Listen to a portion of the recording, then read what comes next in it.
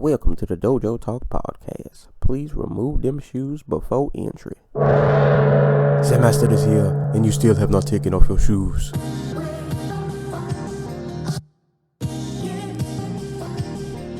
Yeah.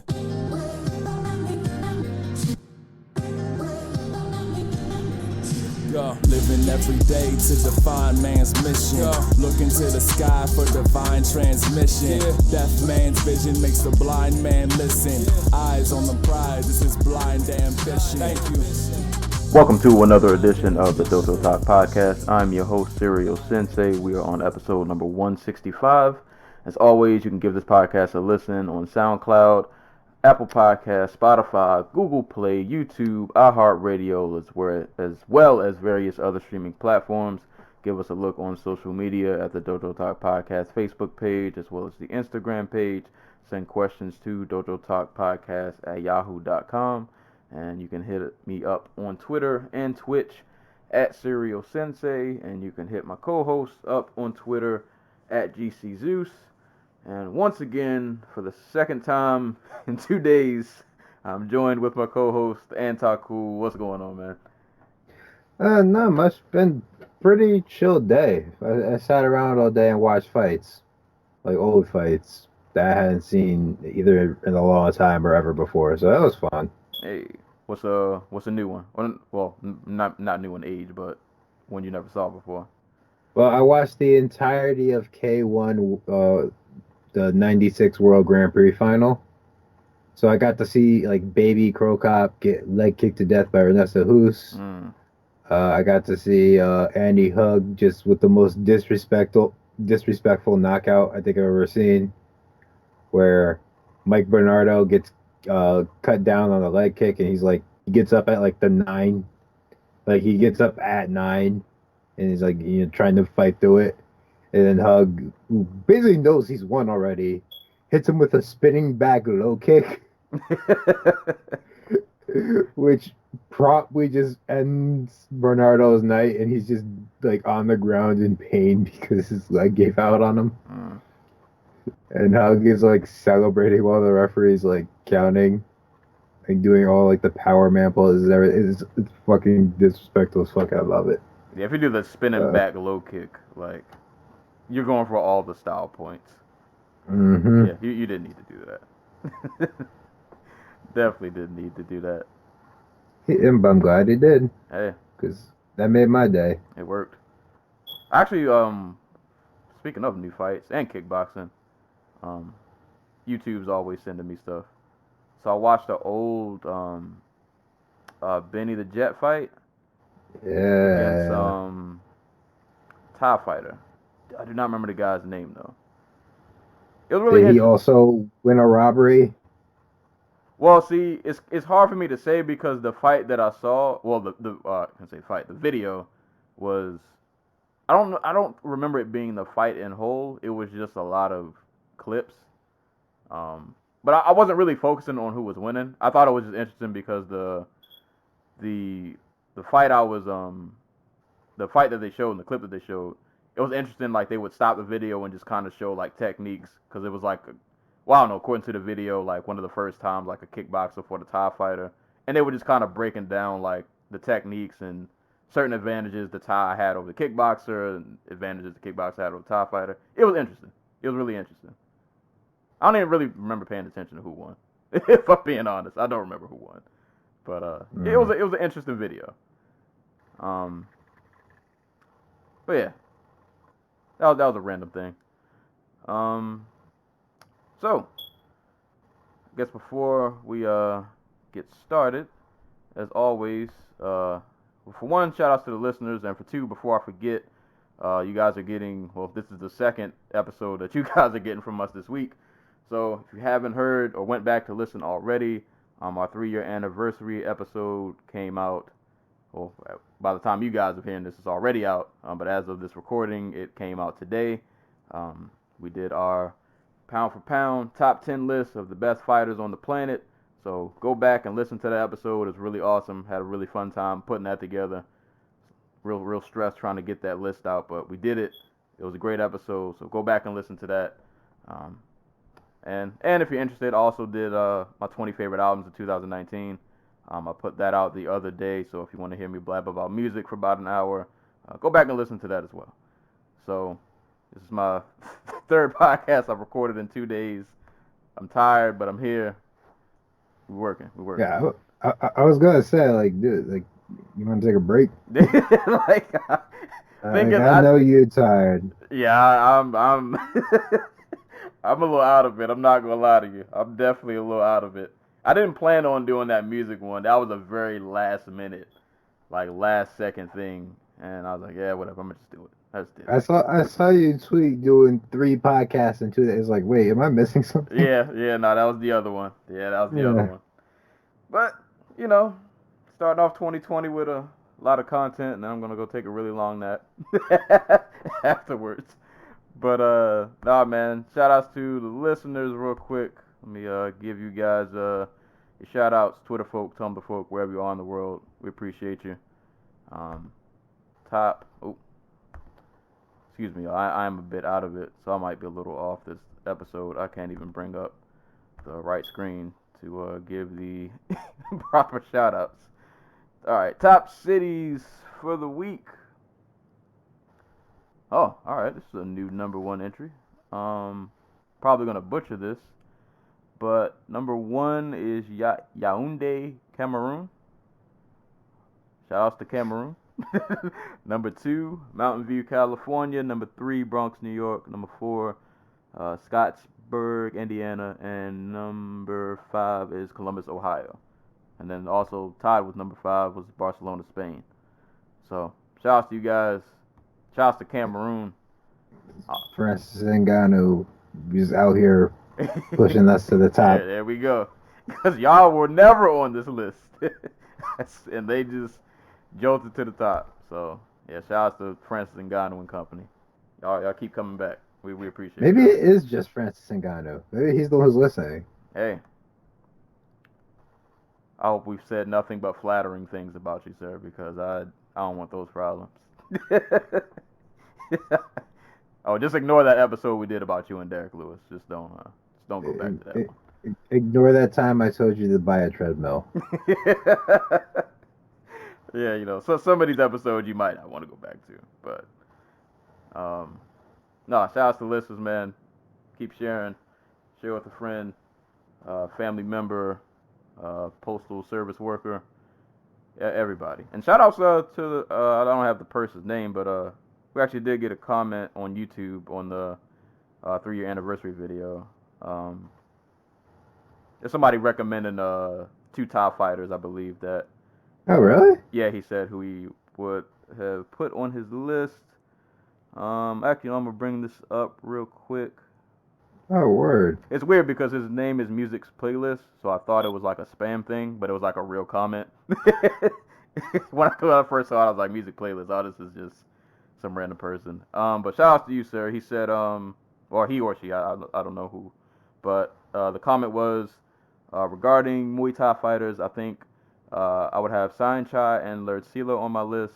They both have about 200 wins, unique styles with unorthodox techniques that other people in their sport don't usually use, incredible natural reflexes and speed. They both now usually fight people who are larger and heavier than them. Lerd Sila even had a 100-fight win streak at one point. All right, so I don't know much about what's the other guy's name? Not Saenchai. Lerd Sila. I've seen that name before, and I can't remember where. I've definitely seen that name before. But I did actually consider putting Saenchai on my list. I didn't forget about him, but I also get the very heavy impression that he does not take fighting seriously anymore. And I don't mean he's not God, how do I put this? He's not doing it for accolades. He's just here's the thing. Most of these Thai fighters, when they leave the Thai scene, the stadium scene, they are just collecting checks. Some of them go on and they are actually you know what, I'm going to be the glory light heavyweight or the glory lightweight champion Siddha, or I'm going to go fight the best in China or whatever. But Sanchez is way past that. He is just out here just like, oh, you want me to fight this random dude in Italy? Sure. And I'll knock him, like, sometimes he'll knock him out in the first round. Sometimes he'll play with him for 3 rounds. But, like, I almost put him up. Like, if this was, like, 5 years ago, he'd be on the list. Like between, like, who is, like, and he is, like, don't get me wrong, he's still out here fighting dudes who are way bigger than him. But it's not like he's out here fighting, Giorgio Petrosian. You know what I mean? Yeah. Like, he is straight out here just having fun, and I respect the shit out of him for it. Oh, so yeah, because he's been fighting for. I don't even know how many fights that man has. Yeah, he is like upward of 250. Yeah, he's been out here for a long time. I'm not gonna lie, that was another name when I saw. I was like, yeah, I completely out of sight, out of mind. I completely forgot about him. Completely forgot because about him. He fights like once or twice a month. Like, they'll just book him for like random shows throughout Europe. They pay good money because like people come out and see him. Relatively good money. I don't think he's making like 6 figures a fight. But like he was somebody who was on my like who I was like, am I gonna put this as like the Muay Thai guy? But like, and like I have no doubt he can go to Lumpini and still win, like beat a bunch of these dudes. But like, would he beat the current 126-pound champion in Lumpini? That was my thought process. I was like, I also don't know who that guy is. Like, I could look up his name, but like I don't know his actual like resume and blah blah blah and like stuff like that. So that was my whole thing. But thank you for the recommendations. Like, I know about the other dude, but I absolutely like consider Sanchez. Yeah. So we appreciate you. We need more of you guys to do that. If you're listening, man, let your voice be heard.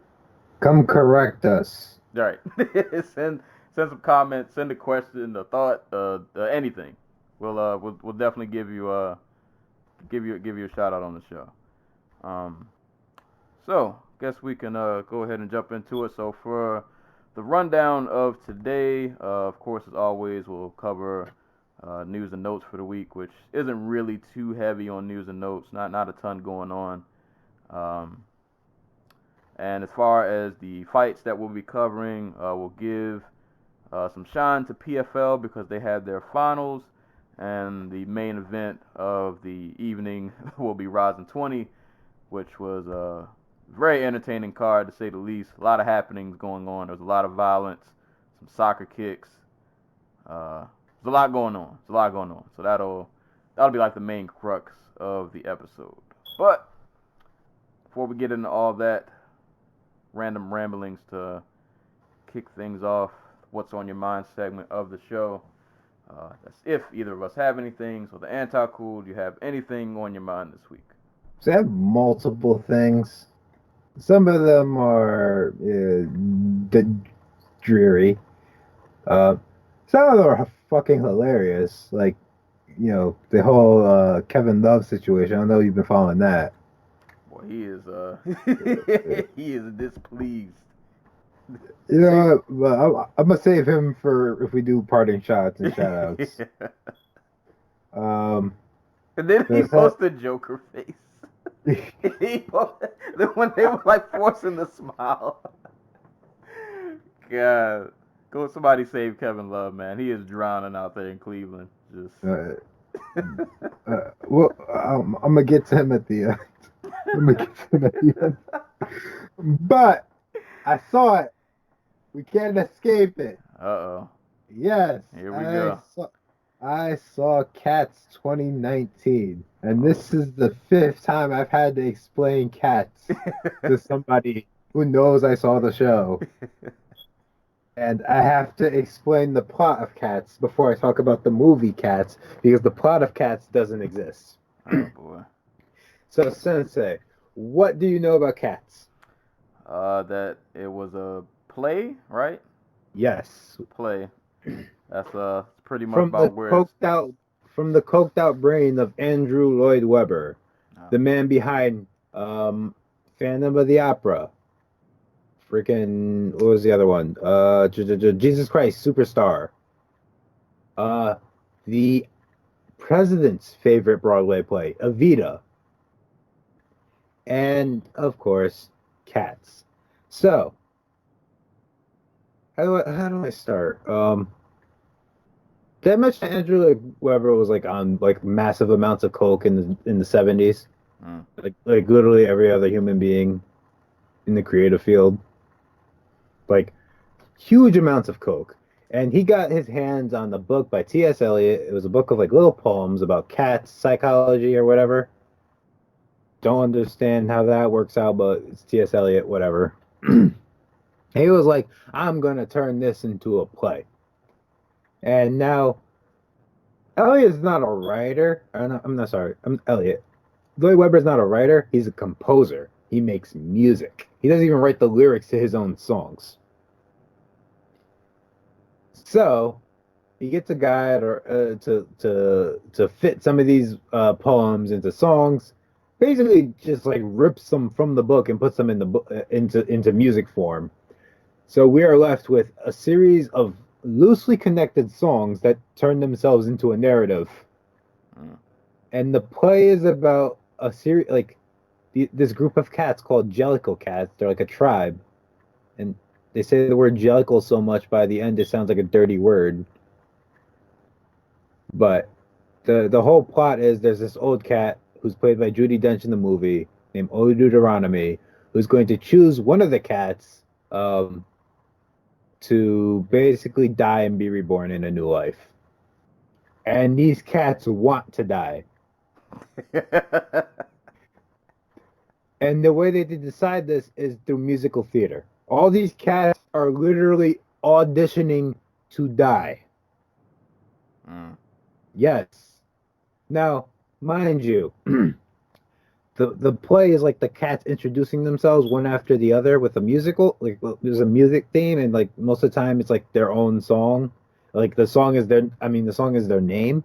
So like I don't know, Gus, the theater cat is literally just a song about Gus the theater cat. He's like, I was a great cat, theater cat. I've been doing this forever. I'm really old. I want to die and be reborn. There's a fat cat who sings a song about how he's fat and how great it is that he's fat and how sorry he feels for everybody else for being not fat. And then his goal is to die so he can be fat, like be skinny, so he can get fat all over again. That's his goal. And then there's Rebel Wilson cat who is like a house cat, and she's also fat, but she trains like mice and like cockroaches how to do like Broadway theater. That's actually like her thing, and she's like, I'm so bored in this house, I want to die, as opposed to just running away. Sounds like really a normal morbid. cat. None of these cats seem to have miserable lives, except for one, but I'll get to her. And then there's like other cats. There's Jason Derulo cat, and Jason Derulo is like the only person besides like Taylor Swift in this entire play who looks like they are having like the time of their life. Right, Jason Derulo was born to be the rum tug tugger, and that's his name, and that's his song. He sings about how great he is, and like all the female cats like fawn over him. And then Rebel Wilson makes a neuter joke because Jason Derulo has a high-pitched voice. And that might be the reason why he wants to die, so he can have his dick back. I don't know. The rum tugger. But there's Idris Elba cat, who apparently is like a serial killer, because he he goes around and like he also wants to die, but he also does magic. And it's never explained why he can do magic, but he does. And like at the beginning of the movie, he like kidnaps Rebel Wilson, but like you think she's been dead, like killed, because like he meets Rebel Wilson and starts flirting with her, and then he points to like his wanted poster, and she's like, "Oh shit, he's the evil cat." And then he snaps his fingers, and then Rebel Wilson turns to dust and floats away. And that happens like 4 times. Like the train cat does his little like tap dancing number, and then like he spins really hard and flies 30 feet into the air and continues to spin until he turns to dust like Spider-Man in Endgame. I want to know like what was going on in the theater like while I was the only one there, and I was losing my mind. I was gonna say, I guess there's a reason you were the only one there. Oh boy. Which is like it's wild that this movie flopped because everybody's talking about it. It feels like, oh god. So Idris Elba cat wears a coat for like the first half of the movie. Like he's in like a giant overcoat, and it's like whatever. He's in the that some of the cats are wearing clothes, some of them aren't.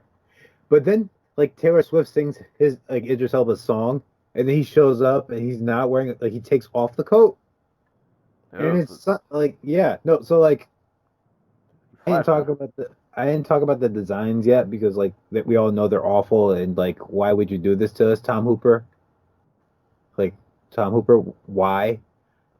But like something clicks in your mind when you see Idris Elba like take off his coat, and then you're like, oh, he's naked now, and like these are just like CGI skin grafted fursuits. So it's just Idris Elba naked in a fursuit. CGI like, but like it's still just Idris Elba naked. Yeah. And then you can't turn it off in your brain. And then all of a sudden it becomes the horniest movie you've ever seen in your life. Because it's just a bunch of people running around naked. Naked cats just like doing stuff like cats do. Like there's a scene where like old Gus sings his song about being an old cat and wanting to die, and Judi Dench is so happy that she throws one of her legs up in the air to signify that she's happy. And you're like, that's Judi Dench. So this was like low key like a cat. But like it's never addressed. That's the thing. That's what makes it worse. Because like outside of the Rum Tug Tugger song and what's his face? Taylor Swift like fawning over Idris Elba. There's no specifically like sexual parts of the film, and I think that makes it worse. That somehow makes it more uncomfortable. Because at least if this was like sexual, you could explain it away, but it's not, and it's just weird, and it makes you feel uncomfortable. So, how long was this movie? This movie was an hour and 10. No, it was like just shy of 2 hours.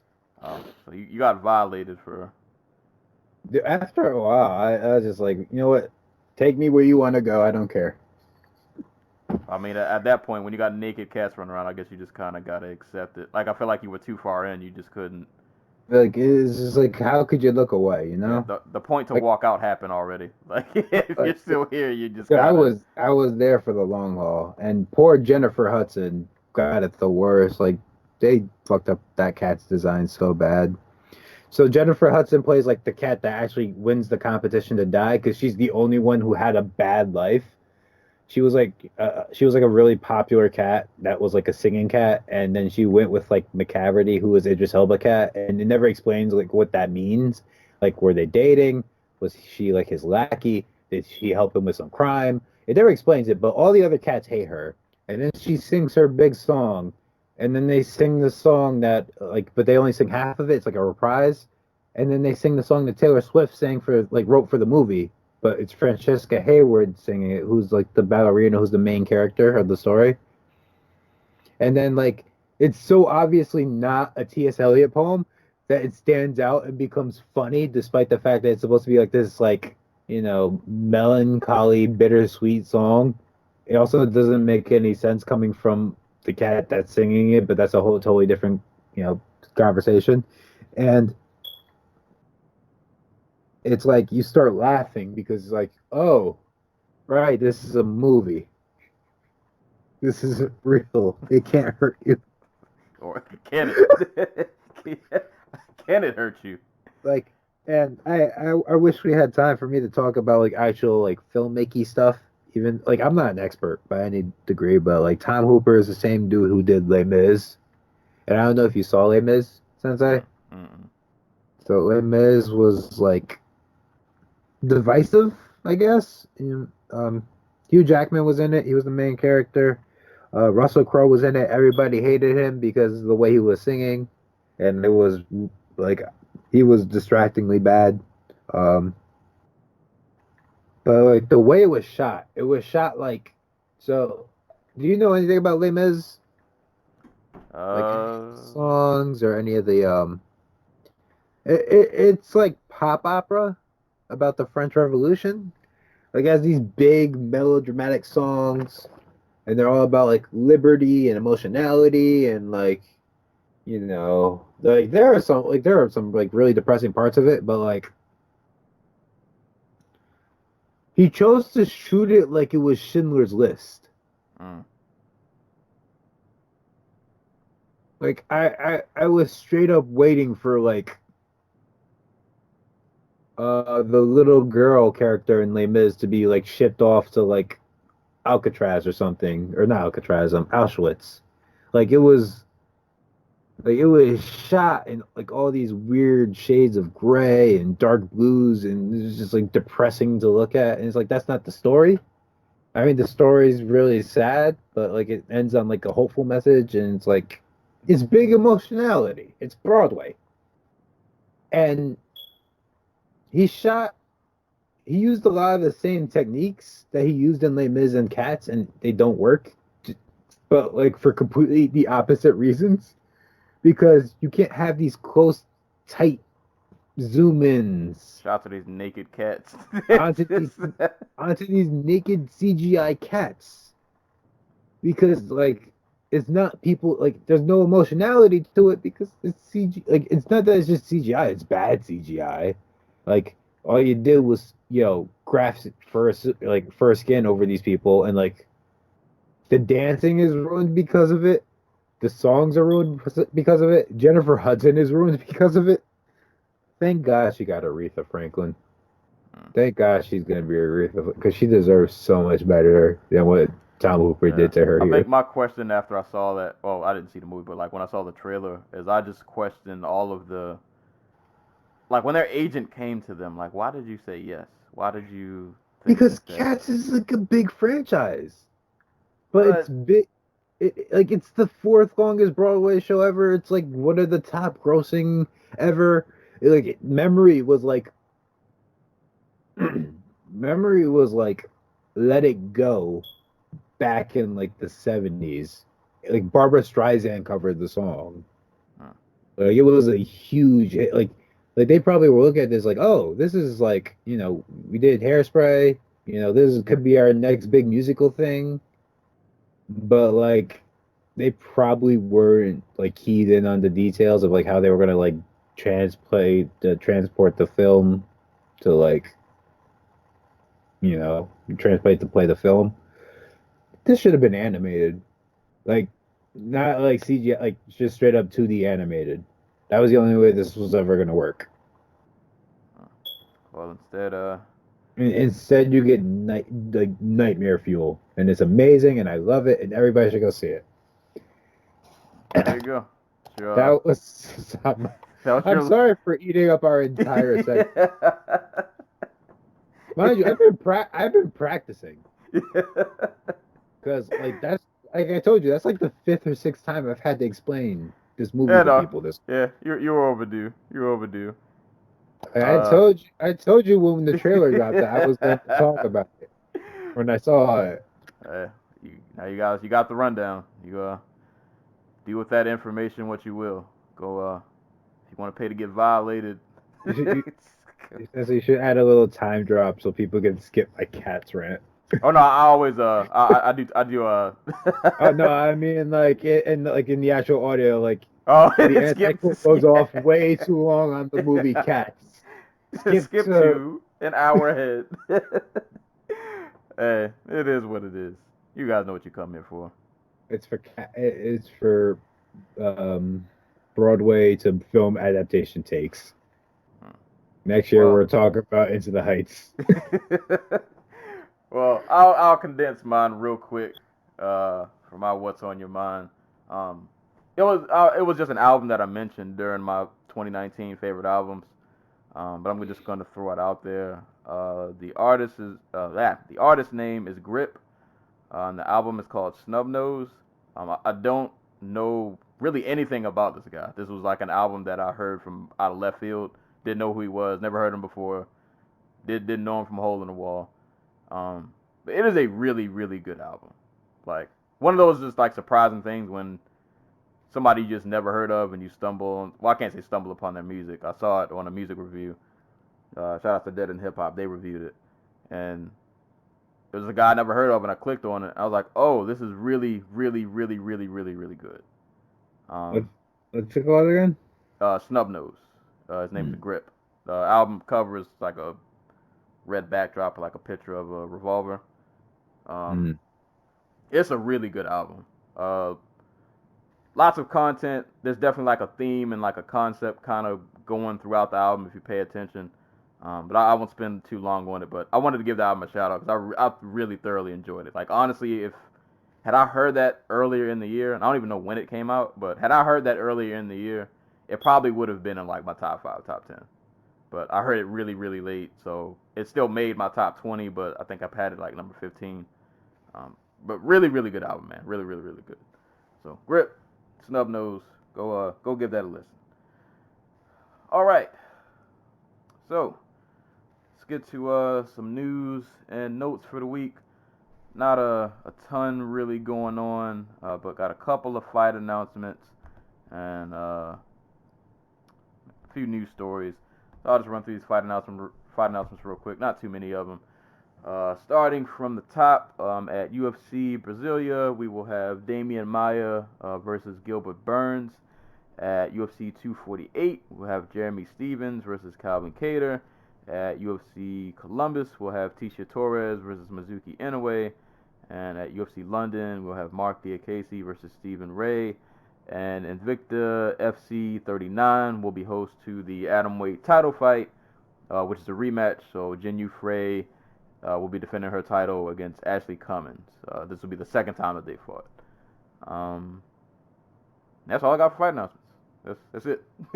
That's all I got. I don't know if any of these you really care to like pick at, maybe just for like a brief moment.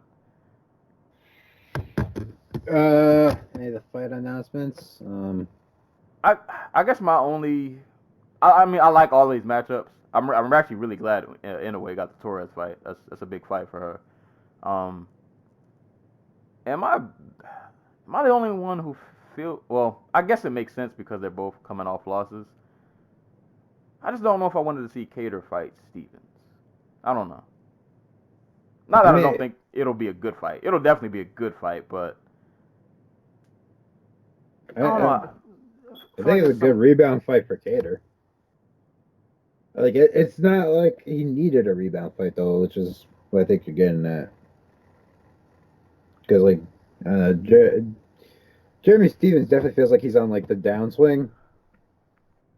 But like there's no reason like Kattar couldn't have been matched up with like I don't know, like a Brian Ortega. If he's still around, God knows it. Ain't seen him in Lord. Yeah. He's Waldo. He's Waldo at this point. There are definitely more interesting matchups for Kattar. I mean, this one will produce like a good action, I guess. But like stylistically, it kind of just seems not a walk in the park, but like it just feels like a fight he's supposed to win. We'll see. If nothing though, it'll definitely be it'll be some hands being thrown. So I guess I can't really argue. I felt like I wanted to see him in more of a higher. I don't even know if high profile is the right word, but I don't know. I feel like there could have been somebody else out there. But don't take it the wrong way. I'm not like mad at this fight. I saw that matchup and I saw that matchup and my eyebrow just kind of raised like that was the guy y'all got. But it'll probably be fun nonetheless. And I like Maia versus Burns. That sounds like a good time. Shout out to Damian Maia who's still out here at 40 something fighting like all these young bucks. And he's still out here just doing the thing. Just just out here still. Ruin the hype trains, bro. Somebody's got to do it. Somebody's got to do it. But yeah, I don't really have anything else to dive into any of these other ones about. So I guess we can do some quick news headlines, and then pretty sure both of us might have like at least one actual story. But the quick like little news blurbs, nothing really go into depth about. Johnny Case, who we will be talking about later when we cover the RIZIN card, he signed with PFL. That's the thing. And we don't have to spend a lot of time on this, but I guess wait. You're telling me he didn't win the RIZIN lightweight championship?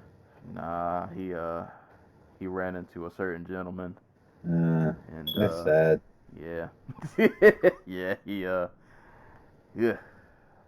Bad luck of the draw. Just you get matched up with a certain person, and you know, life isn't so fun sometimes. Boy, first round too. For shame. Yeah. But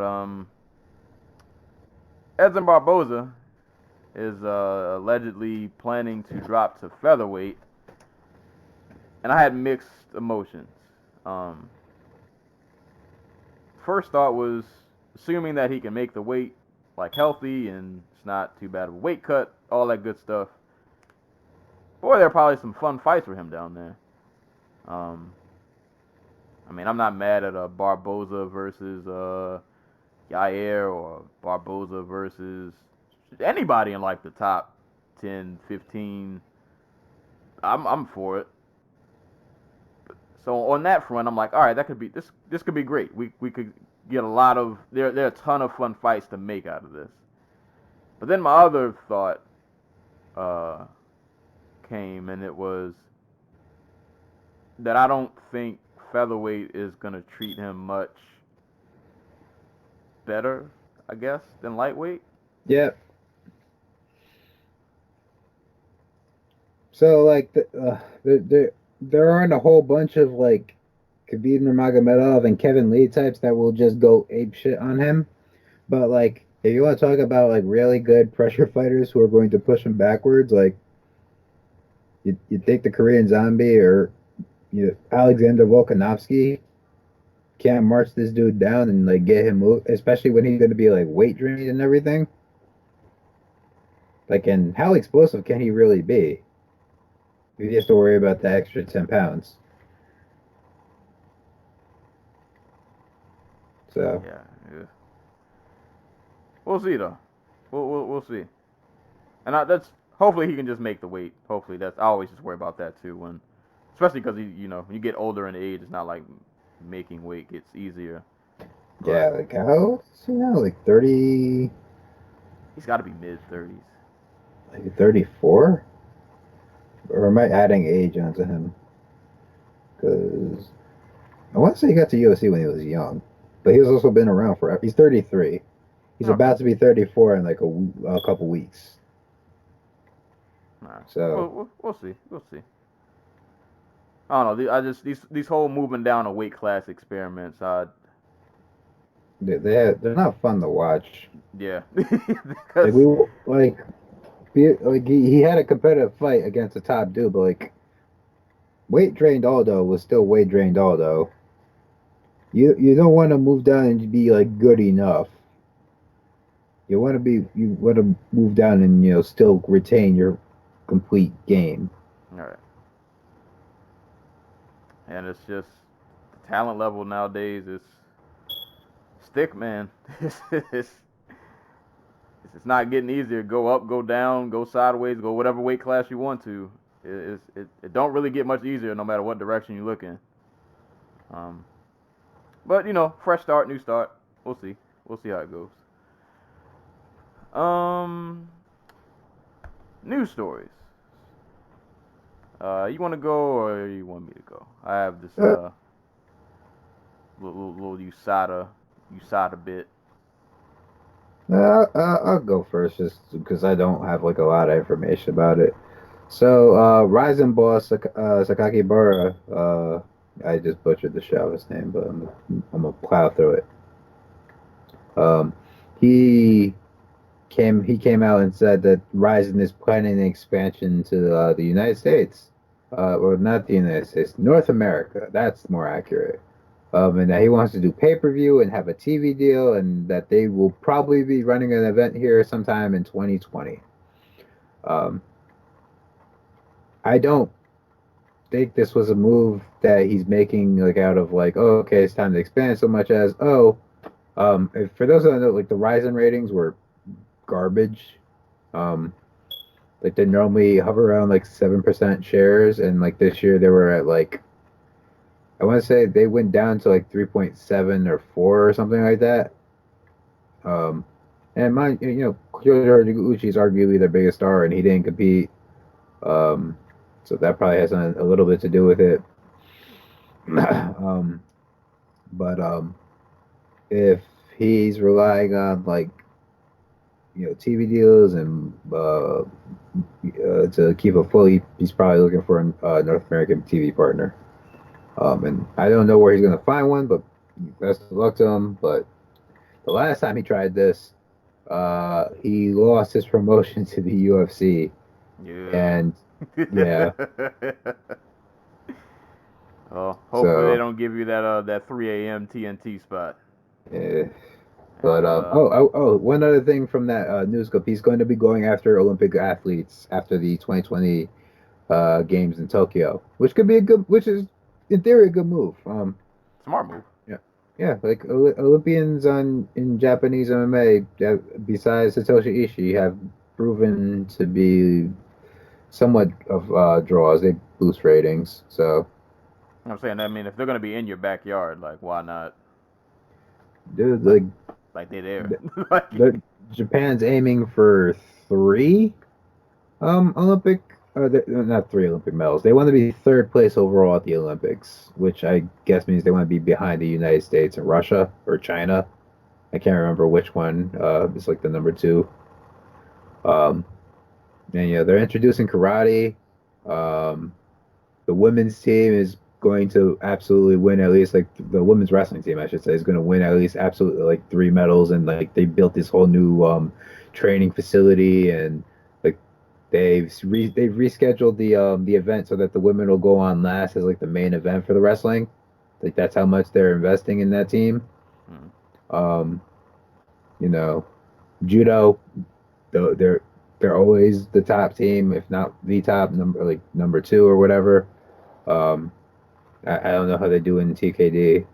And I'm sure they're going to be looking at like other sports where they can get like just anybody to come in and do stuff. Like I know they had like an Olympic volleyball player do commentary for them once or something like that. So who knows?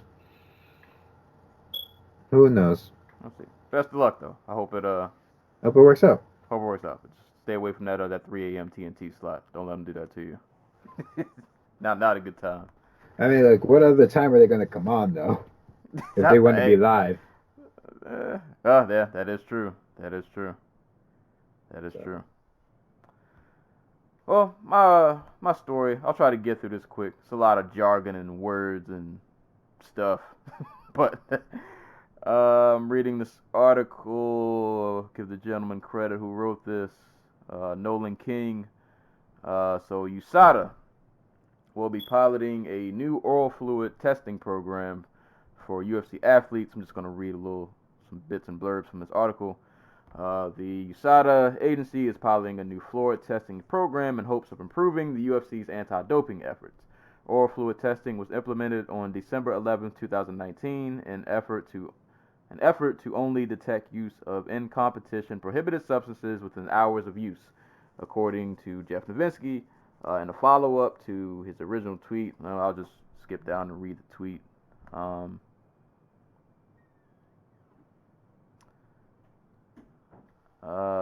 know he had a lot of tweets going on. In theory, that's what this new method does. Gives an objective measurement of impairment. If it shows up in oral fluid, it was used in close proximity, and athlete is likely impaired. Skip down. There's a lot of jargon and statements and just like a whole lot going on. Yeah, collecting samples. All right, to summarize. This is the important stuff. To summarize, oral fluid testing is the collection of saliva. USADA personnel will collect a 1 milliliter sample with an oral fluid collection device over the span of 3.5 minutes. Fighters are not allowed to eat or drink in the 10 minutes leading up to the collection. When a sufficient amount of fluid has been collected, an indicator on the tube will change color. From there, anonymous samples will be analyzed at an independent WADA accredited laboratory. Only A samples will be collected during the pilot, no B samples, to gauge the effectiveness of the program. Other sample collection methods will be run simultaneously alongside oral fluid testing, which includes also urine and blood, etc. Fluid samples will not be reported during the pilot. And it goes on to say the benefits of oral testing, about it being pain-free, blah, blah, blah, blah, blah, blah. Don't think there's a timeline on how long this pilot is going on. Actually, one more important thing I wanted to mention, because we talked about this a little off there. In a follow-up to his original tweet, Nowitzki indicated the pilot, if fully implemented in the future, could potentially allow cannabis to be removed from the in-competition prohibited substance list, which I think is really important, because in the original article that we had talked about off air, he seemed to be really zoning in on the whole THC, cannabis, all of that, which I'm going to just speak for a lot of us. I don't think any of us really care if any of our favorite fighters are walking in high. All right. Well, in competition just means they're in camp, or they signed a fight deal or whatever, I think. Yeah. It's really nebulous, but I wouldn't give a fuck if the dude showed up to his fight high as fuck. Yeah. Just to be honest with you. Don't care at all. Really don't care at all. But if it ends up being removed, that would be good. I would fully support that. So just something to keep an eye on. New testing. So like I said, I don't know how long this pilot is running, but just keep your eye out. We'll see. It'll be. I'll be interested to see who's the first person to get popped for something they took orally. Because as we talked about off air, even though I'll speak for both of us and assume neither one of us are steroid users. Most performance enhancing. I am in fact not jacked. Right. So no. Most performance enhancing drugs that I know of are not ingested orally. But I don't know. We'll see. I ain't no expert. I don't work in any labs. I don't do any tests. I don't really know how any of this works. But we'll see. So USADA still around, testing folk, doing what they do. So just keep your eyes peeled. I think that's pretty much it for news. Like I said, slow news week. Not a whole lot going on. I'm not going to get into Connor stuff, because I don't really care. I just see his name pop up a lot, but I don't care to click on it and look in and read into it. I have some stuff to say when that Cerrone fight comes around, about how he's been doing interviews and shit. It's not looking. He looks pressed. I'll say that. I haven't looked at none of. I haven't looked at not one. He did an interview for his site, The Mac Life, and he was talking. The interviewer brought up Justin Gaethje, and he looks shook. I don't know if this fight is making him nervous.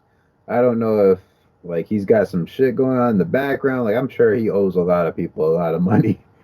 I don't know if the cocaine is finally starting to get to him, but he look he does not look well. I mean, it could have just been he was coming from a hard training session, he was in the gym, so that could have been it. But he looked pressed. But that's all I gotta say about Connor until we see him fight, which we might not. There's still 2 weeks for him to get arrested. That's a thing that could happen. Right. Yeah. We'll see. Could talk about Gaethje and Dana too, but I'm gonna say that for another day. Let's say that for when Gaethje gets an actual fight. Yeah. Dana gonna Dana. But JoJo breakdown, man. Let's talk about some fights. Said last time I'd give PFL their shine. I'm a man of my word. PFL finals, man. This was the big hoorah. This went down on the 31st of December. Their championship finals. So this is the fighting for all the prize money, all the division finals, throwing out the $1 million bags. $1 million. Well, for everybody except the first fight, because it wasn't a tournament fight, but everybody else. I'd be angry if I was the only guy who won on the card who didn't get $1 million. Brendan, you need to go snuff Lance Palmer in the back. Exactly. Go pull the old school like WWF hardcore title move. Just go take his it's like the 24/7 title. Right. You just beat the guy anywhere. Yeah, man. Y'all just gotta go fight in the back, man. Go get your money. But so I'll be honest with you guys. I watched this card, but I'll just say I'm gonna heavily depend on the Anticool for some analysis here because like I watched the Palmer fight, I watched the Schultz fight, which was actually really good. A lot of the rest of this card was kind of a blur to me, and then I purposely skipped the Rochat fight. I missed the Rick Cooper fight, and I completely forgot to watch the Kayla Harrison fight. So I was like in and out of this card, to be honest. So odd enough, the only fight on the card that I did not, well, that and the Brandon Luffman fight, were the only fights that I did not watch. Like I watched like the first round and a half of Kayla Harrison before I was like, oh, this went 5 rounds. I get the gist of it. But I watched the rest of the card. It was pretty good. It was a nice little short card. I say short, but like there were 2 fights that went all the way to decision, 3 fights that went all the way to decision, 1 fight that went to the 4th round. But it didn't feel long, which I saw all these fights before I went to see Cats, so I don't know how well my brain's gonna be functioning. But Kayla Harrison took a wide decision over Larissa Pacheco in the main event in a rematch of a fight that happened earlier this year. Of course, Pacheco upset Sarah Kaufman to get to the finals. Harrison continues to be undefeated, climbed to 7-0, gets the $1 million bag. I don't know what they do with her next year. There are women out there who could compete with her. Actually just like women, like bodies. There are bodies that they can put in front of her. I don't know if it's worth it. To keep doing it in like the tournament format as opposed to just like, here's our 2-time Olympic gold medalist and she's gonna fight 3 times this year. And these are the dates you can check her out. I don't know if it's worth which one it would be worth more. And we'll talk a little bit about Ray Sefo and like what he had to say about so many repeats in the finals this year, but we'll get to that. In the co-main event, Ray Cooper III, the breakout star of the first season of PFL, who just so happened to not win the tournament last year. He won. He beat David Machad. Yeah, body punched to ground and pound in the second round. Cooper, I don't know if it was the Doomsday fight or the way he lost in the finals last year, but he's turned kind of into like a wrestle boxer now. More emphasis on the wrestling than the boxing. Like really likes to get on the inside, take you down, when you get back up, he'll make you work, and he likes to attack with like the hooks to the body and everything. Like it seems like he gets hurt a lot more nowadays. Between like the Doomsday fight and his last fight and the fight before that where he went to a draw. But still, Ray Cooper, finally the $1 million man. Happy for him. Absolutely earned it. Just like I said, watching him run through the first season where he ran through Jake Shields twice. Bro, he killed Jake Shields twice in the same year. Yeah, it hurt. As the only Jake Shields fan, it hurt. But you gotta respect the man's hustle. Who else? In the next fight, where I'm going to say PFL dodged the bullet. Ali Isaev stopped Jared Rosha in the 4th round, meaning they did not have to, in fact, give Jared Rosha $1 million to fight, which would be the biggest hustle in the history of combat sports. And I say this as the lone Jared Rosha fan. Damn it. He beat Roy Nelson, if we're being real. But no, Ali Isaev, it was not an exciting fight. There were exciting moments, and they were all on Isaev's part. Because he's such a weirdly athletic and explosive dude, I forget that he was like an Olympic wrestler. And there were parts of this fight where he literally just picked Jared Rosha up above his head and threw him to the ground. And that was exciting. And, he went for 4 spinning back kicks to open up each round and landed every single one of them. And that was cool. But there were long periods of time where he was just on top of Rosha on the ground, throwing like those little body punches and not really doing much else. But he managed to put together a string of ground and pound in the 4th round that Rosha was not able to recover from. Eventually, the ref stepped in and stopped the fight. Ali Isaev, heavyweight tournament champion and $1 million man. Now, Nathan Schultz versus Loic Radzhabov. Hands and legs. This is why I'm happy PFL exists, to give dudes like Nathan Schultz, who if he was in the UFC or Bellator, he would not be the champion. He's a very, I'm not gonna say limited, but it's just he's not a dude who I think would be climbing the ladder to success anytime soon. For multiple different reasons, but in this format, he shines. Absolute bonkers fucking fight between him and Radzhabov. Just like you said, hands. Just some really slick inside pocket. This was the fight I compared this to was it was a low. It was like a rip-off version of Robbie Lawler versus Johnny Hendricks. But for PFL, this might be one of their best. This is one of PFL. I don't say that with any disrespect. It was just Hendricks and Lawler were the best fighters in the division at the time, and Schultz and Radzhabov aren't. But they put on a goddamn show. This is my favorite fight of the week. If we're being all serious, and Schultz just finding success with that leg kick, absolutely.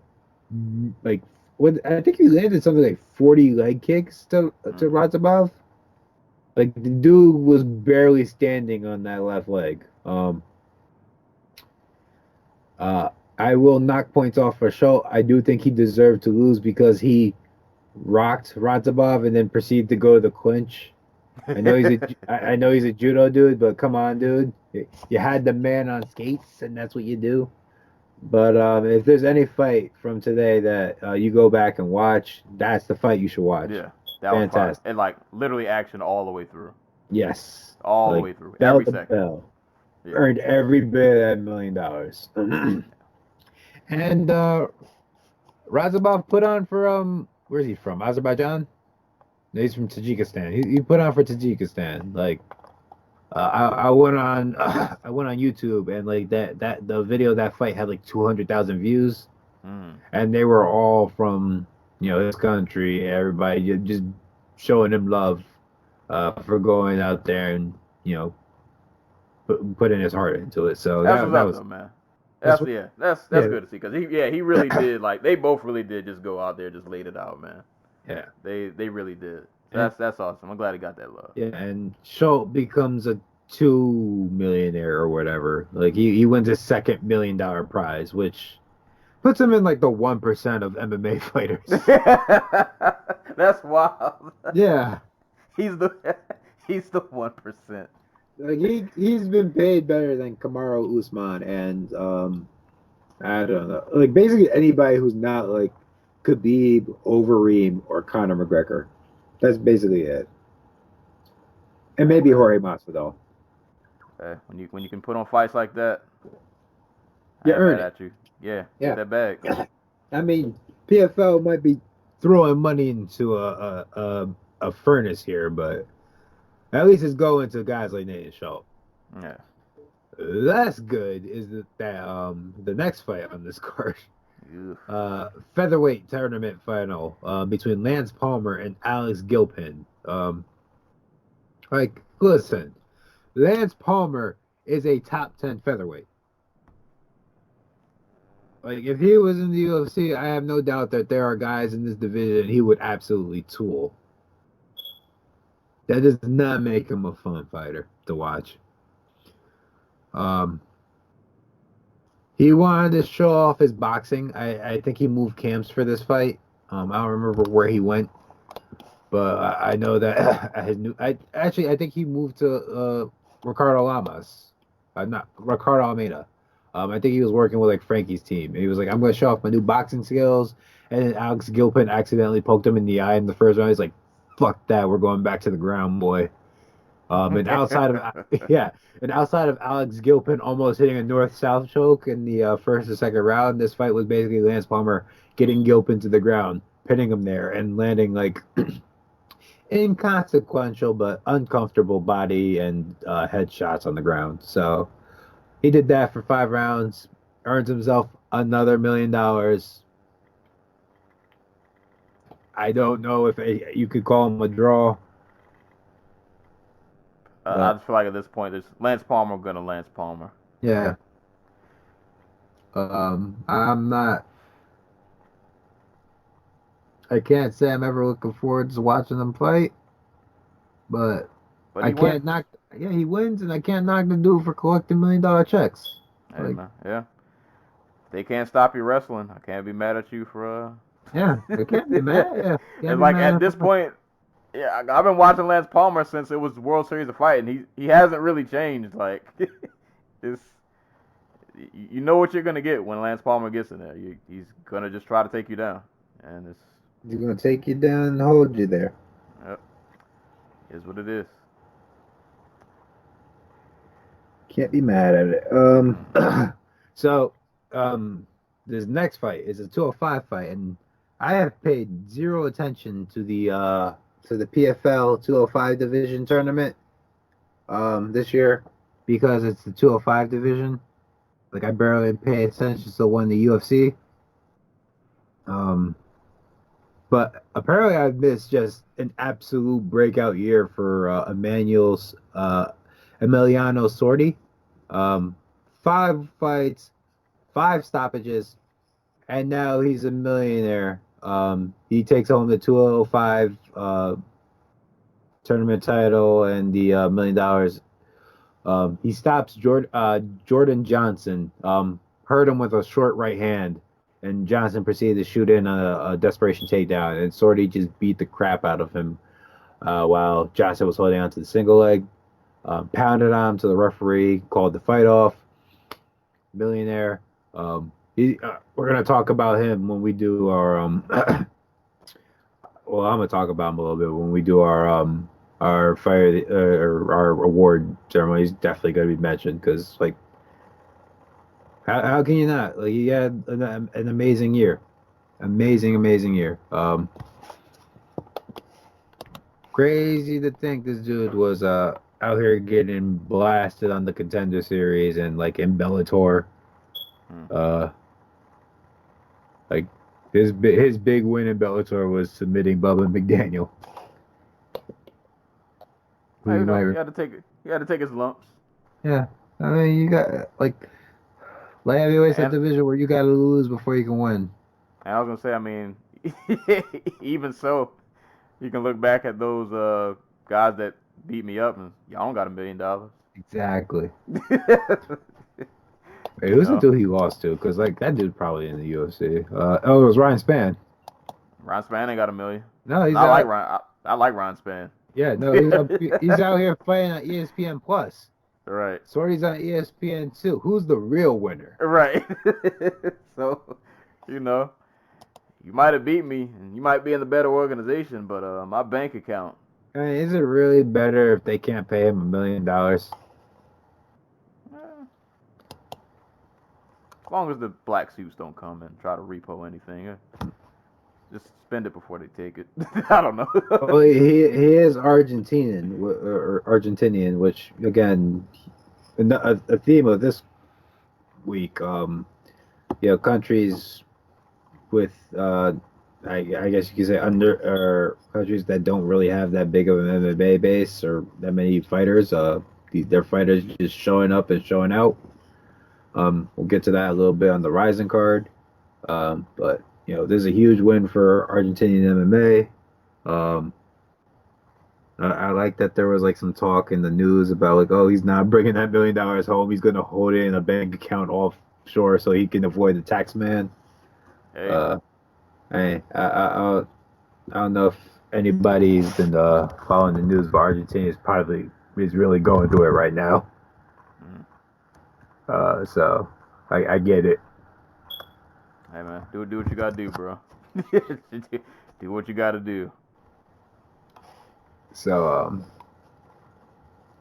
yeah. So shouts to Sorty. And I mentioned them before, but Brendan Loughnane, the fighter who Dana White criticized for going for a takedown on the Dana White Tuesday Night Contender Series. He got his second win in PFL. It was just a showcase fight, I guess you call it. He beat David Valente by unanimous decision. I didn't actually see that fight, but props to him. Yeah, I hope they put him in the tournament next year. Because he's had two showcase fights. Like, just throw him. I'm sure that's exactly what they're going to do. And speaking of which, Ray Seffo came out. I don't know if it was before or during the card or after or whatever, talking about PFL needing to revamp their roster because there were how many guys who were back from the year before, like Palmer and Schultz. Palmer, Schultz, and Cooper. Is he just talking about winners or just repeats in general? Just repeats in general. So like, because Rochat would be a repeat too, wouldn't he? Rochat was a repeat, but I don't think he made the finals. Oh, but like, I get your point. Yeah, like, so, yeah, probably a good idea to sign some new dudes on and let them. Yeah, y'all better find somebody for Palmer. Yeah, he's just out wrestling everybody. They got Loughnane. And Brendan, man, that's why. Just work on that takedown defense. Go light that man up. Go for the north-south choke. Alex Gilbert was so close. He really, and that was slick too. I did like that. Yeah. That was the one part of that fight where I got excited. That was some Mitch Clark, Al Iaquinta stuff. So close. So close. Yeah, but I'd be happy to see them, re-up the roster. I don't know who they could possibly get. That'd be interesting.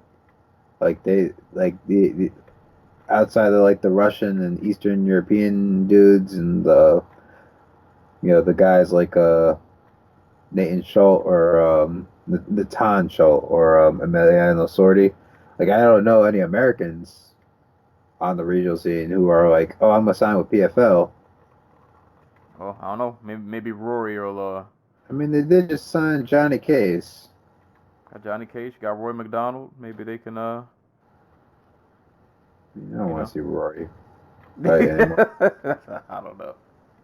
Hey man, Roy Ray Cooper. That's gonna be a thing next year. We'll just move on. That's a whole nother conversation. We'll just move on. All right, man. Let's get to it. I can contribute now because I saw this. RIZIN 20, man. RIZIN. Yeah. New Year's Eve, Japan. New Year's Eve, man. It was quite the yeah. Like we mentioned, like don't let the fact that this card did poorly ratings wise fool you. It was the typical entertaining RIZIN affair. Oh yeah. this was $20 well spent for me. I bought the pay-per-view. Unfortunately, couldn't watch it in real time because I had to work. But this was $20 well spent. I enjoyed this very much. So we'll just jump right into it, man. RIZIN 20 headliner main event: Manel Kape versus Kai Asakura. Actually, you know what? I'm gonna let you kick this one off because you said the last time we spoke that you had strong feelings about this fight. I'm gonna let you. They all start and begin with "I can't believe Horiguchi died for this." And I shouldn't say died. I should say sacrificed. So I didn't know this until I was on Twitter earlier today. But I'm gonna find the homeboy's name. Karyev _fan. Over there on Twitter. Jay Kickboxing fan. He speaks Japanese, so he's able to translate a bunch of stuff, and we'll get to that in a little bit because he's actually one of the people who's quoted for the Sohei Ham story. But the thing that's he mentioned earlier today was Horiguchi has been having knee problems all year, and they've been going back to before the Darian Caldwell fight. And RIZIN knew this, but because RIZIN has so few actual stars, they kind of pushed Horiguchi to fight anyway. So Horiguchi was not at his best for potentially either one of the Darian Caldwell fights or the fight with Kai Asakura. So I'm mad. Ew, what's to say about Caldwell? Nah, well, you know what? Don't. Never mind. It says that if he had fought any more, if he had taken any risk, they probably would have paid off. To be honest with you.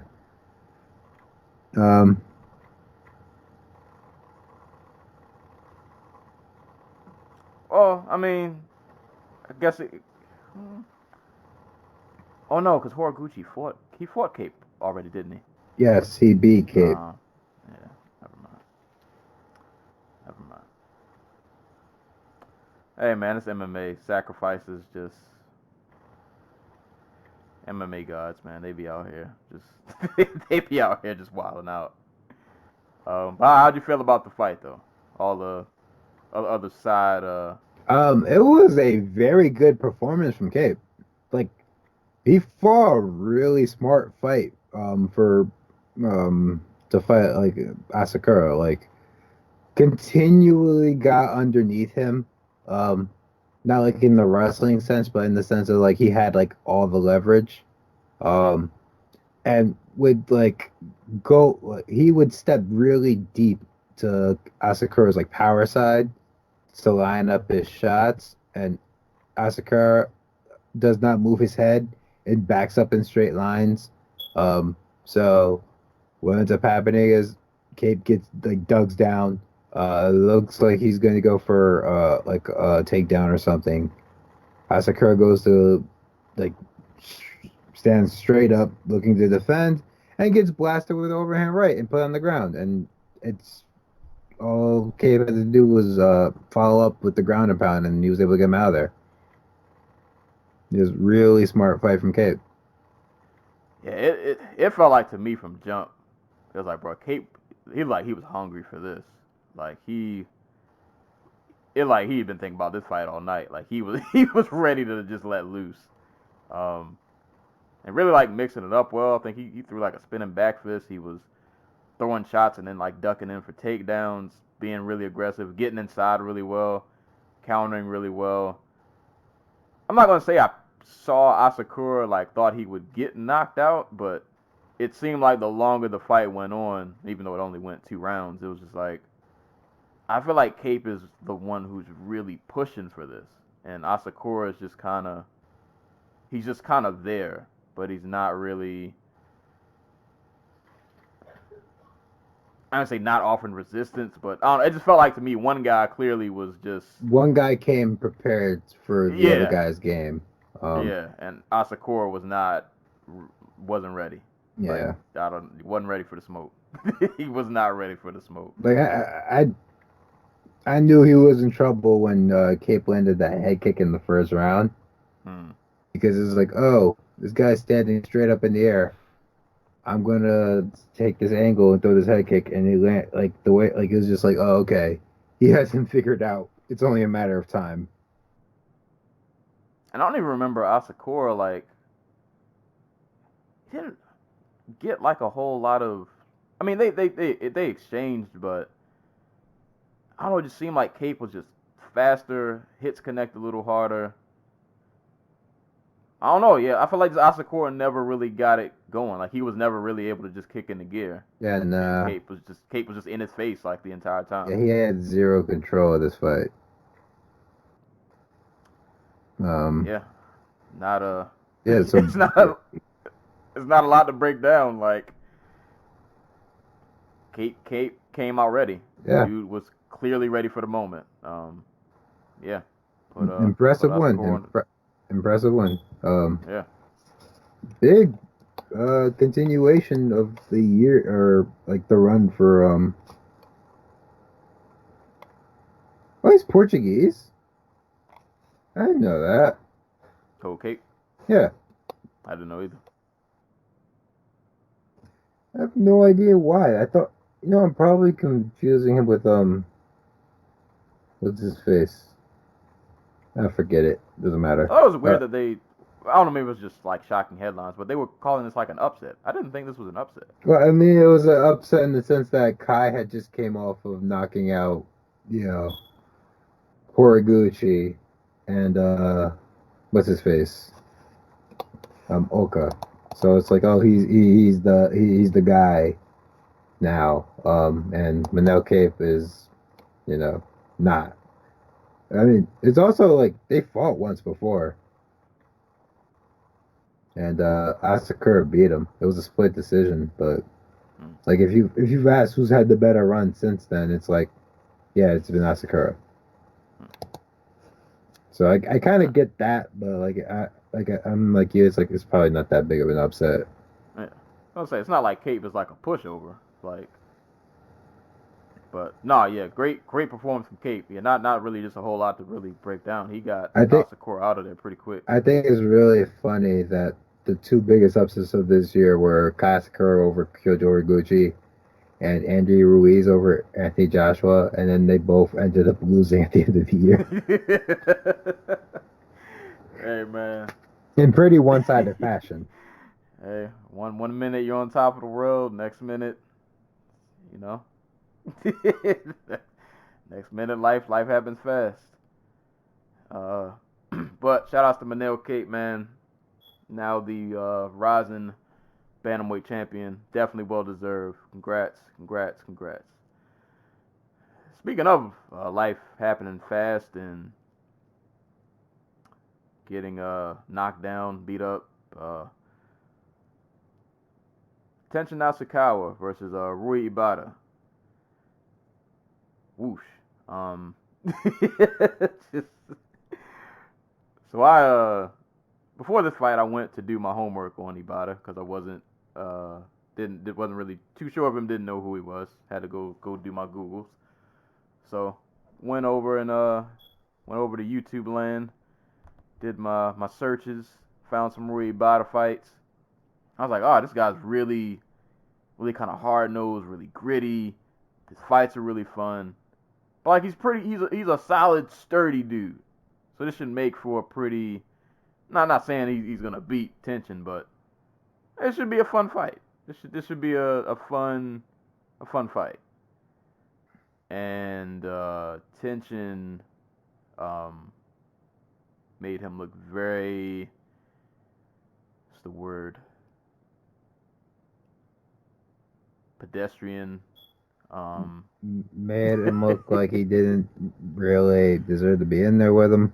Yeah, like you saw that there are levels to this intention, and like I said, if you guys haven't listened to our pound for pound list, I'm I moved tension up some spots because of this fight. Like, call it recency bias, call it whatever you want. Bro, this man is incredible. He just kind of went out there and he did tension things. Like, like after he knocked Ibata down, I think it was for the second time, Ibata gets up, and the first thing Tension does is like a 360 like spin movie kick. Like, like that's the first thing he does coming off the knockdown. And it's like, bro, who does that? But he does it, and it works because he's Tension, and he can just kind of do it. Bro, he gets off like his technique's just so fast. Like, I can't remember what round. It might have been the first when he initially stunned him, but he caught Ibata with like this front kick straight to the chin. Just happened like 0.2 seconds. Just front kick to the chin. Eat that. Have that. And it was just you saw from like the very beginning. It's like, okay, this is probably gonna get ugly really quick, and it did. Mm-hmm. It got really ugly really fast. Tension just kind of blitzed him and he destroyed him. It's not really much to break down. He just ran through him like he was nobody. That boy, he is a problem. He is a major problem. Mm-hmm. My favorite part is that he had kicked Ibata's mouth guard out of his mouth. The referee went to go pick it up, and I think Ibata was like trying to make time, so like a pause in the time, so like the ref could give him back his mouth guard, and Tesha was like, fuck you, and proceeded to just follow up, hit him with like a body kick, and with like a leg kick, and then there's like the returning to exit. He feints the kick, proceeds to turn into like a shifting left hand, and then knocks him out with a right hook. And it's just like, okay, you really can't lower your guard at all, because this man will knock you out. Yeah, he's gonna kill you. Every fight that is not Tension versus Takaru that gets made for either one of these guys is just torture at this point. We're wasting time. We're wasting time. And the only other acceptable is if he fights Rodtang again. And I'm not gonna lie, that made me think, how good is Rodtang? Because that fight was really, really, really close. I mean, Rodtang's damn good. Yeah. But he's also in one. Yeah, so yeah, we probably won't get that again. But that just made me think of how good Rodtang has to be. That Tension pretty much, from what I've seen, just obliterates damn near everybody. But him and Rodtang had to go to the. He had to dig extra for that one. He had to dig real extra. But nah, man, Tension. Boy, he made Ibata kind of look like a nobody. But amazing fighter, man. Amazing performance. Got him out of there real quick within one round. Shout out to Tenshin Nasukawa. Hopefully in 2020, Tenshin Takaru. But no, that's not happening this year. I'm sorry. We can dream. Until RIZIN crashes and burns or K1 changes their contract situation, that these two are destined to not meet. Maybe 3 years from now. Because I think that's when Tenshin or Takaru's contract is up. Oh, hopefully the earth hasn't been burned to death by then. God. But Tenshin Nasukawa, TKO, 3 knockdowns. If we didn't mention that, over Rui Ibata. Just absolutely just demolished the man. I mean, it was 3 knockdowns, but it probably should have been stopped at the first one. We were being nice. I'll give him to the second. I'll give him to the second. The third one, he didn't need to catch the spinning tornado kick. And everything else that like preceded after. He didn't need that. But nah, man, Tension gonna Tension. Next fight, another awesome fight. Sohei versus Ayaka Hamasaki. I forgot, this is atomweight, right? Yeah. I want to say. Yeah, atomweight title fight. This was hard because like I really am fans of both of them. So I didn't, it's kind of one of those fights I don't really want to see anybody lose, but somebody has to take the L. But nah, this was really fun to watch. But right from the gate, I was like, oh, Hamasaki with the hands.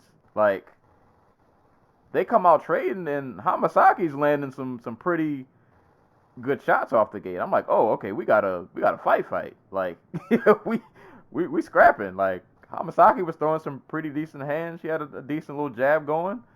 They were trading back and forth in the first. A lot of action going on. I'm like, all right, this is amazing. So a lot of stand up in the first round.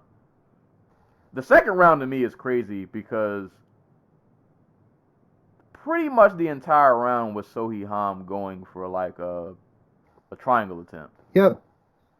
Like the entire round was a triangle attempt. Her on the bottom, throwing up for the triangle, and then like throwing elbows from the bottom. That was literally the entire round. And I'm like, bro, I know your legs gotta be. I mean, she did a little limp, like when she got back up and the round was over. Those first 2 steps were a little shaky. I was like, bro, your legs have to be tired because you've been squeezing for 5 minutes straight, just trying to get this triangle in. So that was wild to see for the second round. And then the third round, they both kind of had their moments. Hamasaki did end up getting like a takedown, kind of had Sohei in kind of like this little headlock situation. It ended up being a split decision. I'm not gonna argue because it was a really close fight. Sohei did bust Hamasaki up pretty good. I probably wouldn't have argued either way. Even if it would have went the other way, I wouldn't have argued. It was a really close fight, but Sohei I would say probably inflicted more damage. So I guess on that front, I could see why she got the win. And to keep in mind for the listeners, RIZIN doesn't judge fights round by round. It's kind of you judge the fight in totality. So it's not like a round by round breakdown. But nah, this was a really, really fun fight, man. I really, really enjoyed it. I was when Hamasaki came out throwing hands, I knew I was about to be in for a good time. She is a very good boxer. She obviously because her background with judo and fighting out of the same gym that Megumi Fuji fought out of, AACC. She gets kind of like pigeonholed as like a grappler, but she's got a great jab. Like that was the thing that like stood out to me in that first round, where she was just like tagging Sohei with that jab every time Sohei tried to come into close distance. So I don't have a whole bunch to add to that. I am kind of curious if this was like scored like a 3-round fight like this here in the States, do you think Hamasaki would have won the fight? Probably, because she ended that round with that takedown. Like she spent like half the third round on like in that scarf hold position. Yeah, that probably would have swayed the judges, because by the time Sohei finally got back up, like it wasn't that much time left in the round for her to really do anything crazy. So yeah, I think had that been judged like a 3-rounder, Hamasaki probably would have got the nod. Also, this could be me because I didn't really think of this until I watched this card. Does RIZIN not do 5-round fights? I don't believe so. I'm trying to think, because they don't do 5 rounds for like the tournament fights. Yeah, main event wasn't 5. Was the Caldwell fight 5? The Caldwell-Horiguchi fight? Oh, that was 5 rounds. But what was that because of Bella? Well, no, because that wasn't for the Bellator title. I don't know how that works. That's weird. Yeah, I mean, the rules in RIZIN tend to just be like, or RIZIN and Pride and kind of it's just like what's going to make the most entertaining fight. So it doesn't surprise me. It does not surprise me. Oh wait, been the rules. I just remembered like Caldwell tapped in that first fight. So Oh yeah, so we wouldn't even so like I don't even know if that fight would have been I had 5 to rounds. go back and look. Yeah, I cannot remember if RIZIN fights do go 5 rounds or not. Because I know they've done the sprint round, right? Like the 10-minute round. That was something they did. Yeah, that was the thing. I'm not gonna lie though, I kind of like RIZIN's like rule set. I feel like things. Well, I say this as somebody who doesn't watch in real time because I know those intermissions are brutal. Mm-hmm. those intermissions are killer. But take that aside, I feel like they're paced really well. Like everything just kind of rewatching this didn't really feel like a task. Like everything just kind of rolled on along. Everything was moving along pretty well. I'm gonna go back and look about that 5 round thing. That actually is. I don't think they've ever done one. Yeah, that might not be a thing. And then I don't really mind it, to be honest. Yeah. 3 rounds, man. Get done what you need to get done. Make it count. No rounds off. I mean, the other title fight in this card, sure as crap, didn't go 5 rounds, but we'll get to that. Yeah. Moving down the list, a fight that I watched, and I'll be honest, I don't really remember, even though I think I just watched this probably about an hour ago. Mikuru Asakura versus John Teixeira. Yeah. So like Asakura has like a few of the similar problems that his brother has, Kai. I used to think they're brothers. Yeah, I'm gonna keep calling them brothers. Like they have a lot of similar issues. Like they both stand up, they both retreat in straight lines.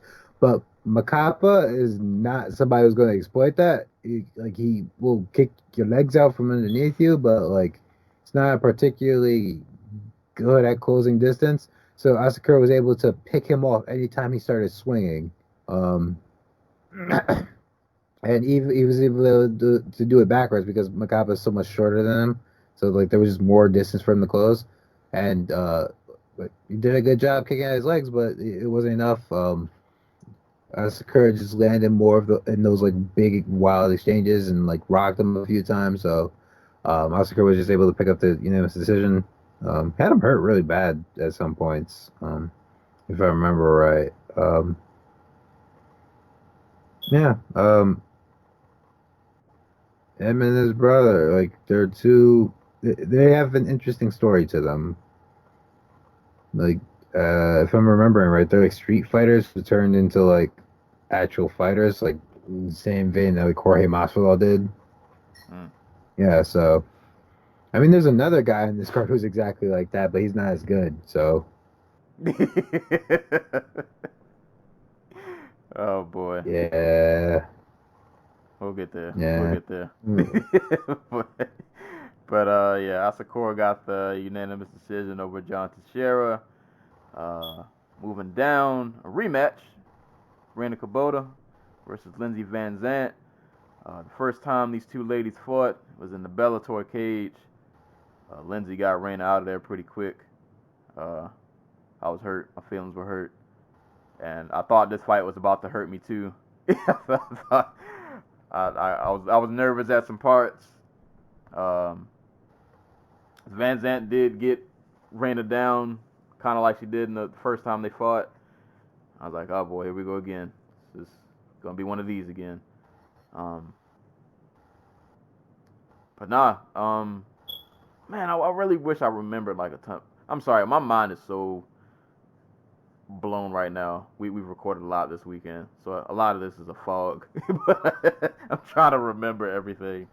But no, I remember there being a lot of, Lindsey was getting takedowns. There were ground exchanges. I want to say, I thought Lindsey threatened with some kind of submission. No, I cannot remember what it was. She had her in what was it, the triangle Yeah, for like a hot or second. something. Cause I just remember watching. I was like, oh god, Rain, it's about to happen again. Like it's about to be just a flashback. But yeah, cause she got Raina down like a number of times in this fight.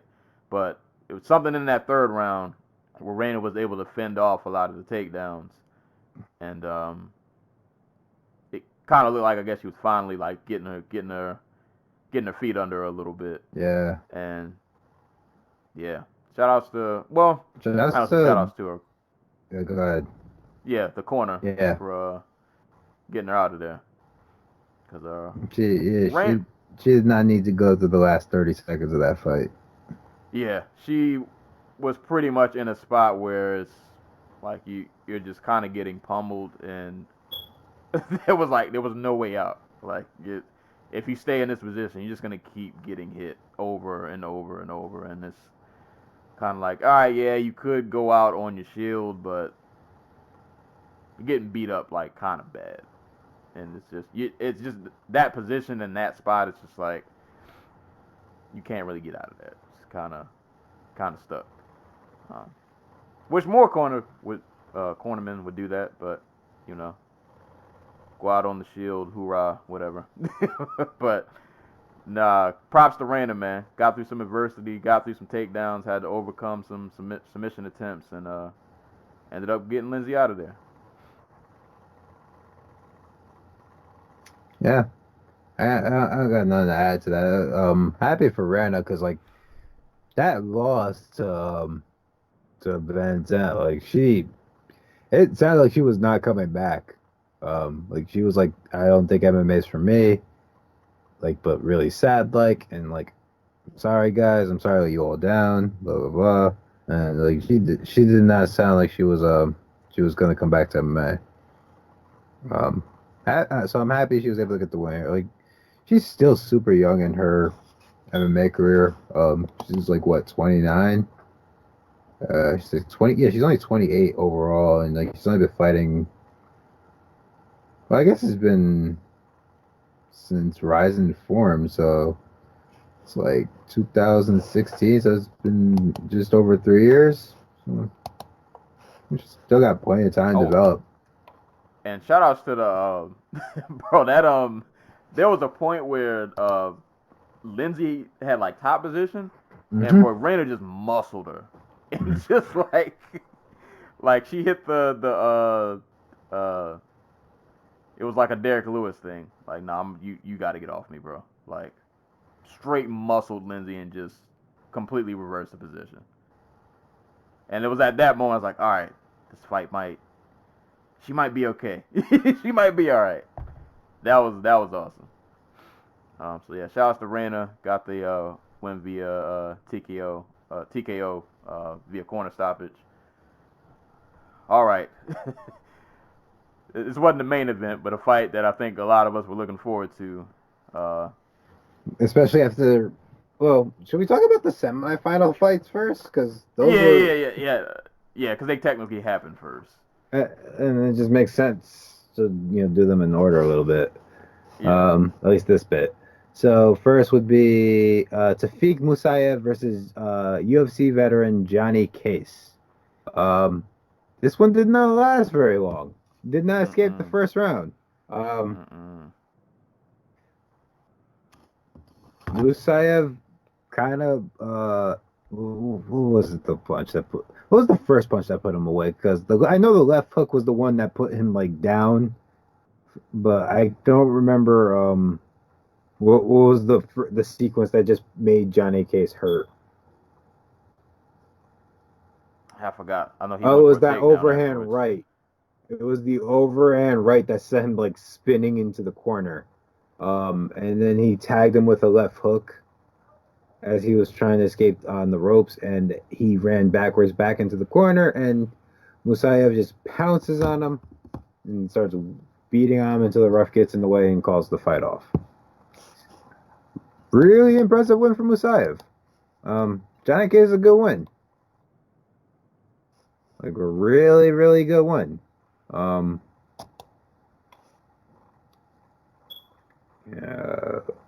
There's not a whole bunch of technically to break down here so much as Musayev hits really freaking hard.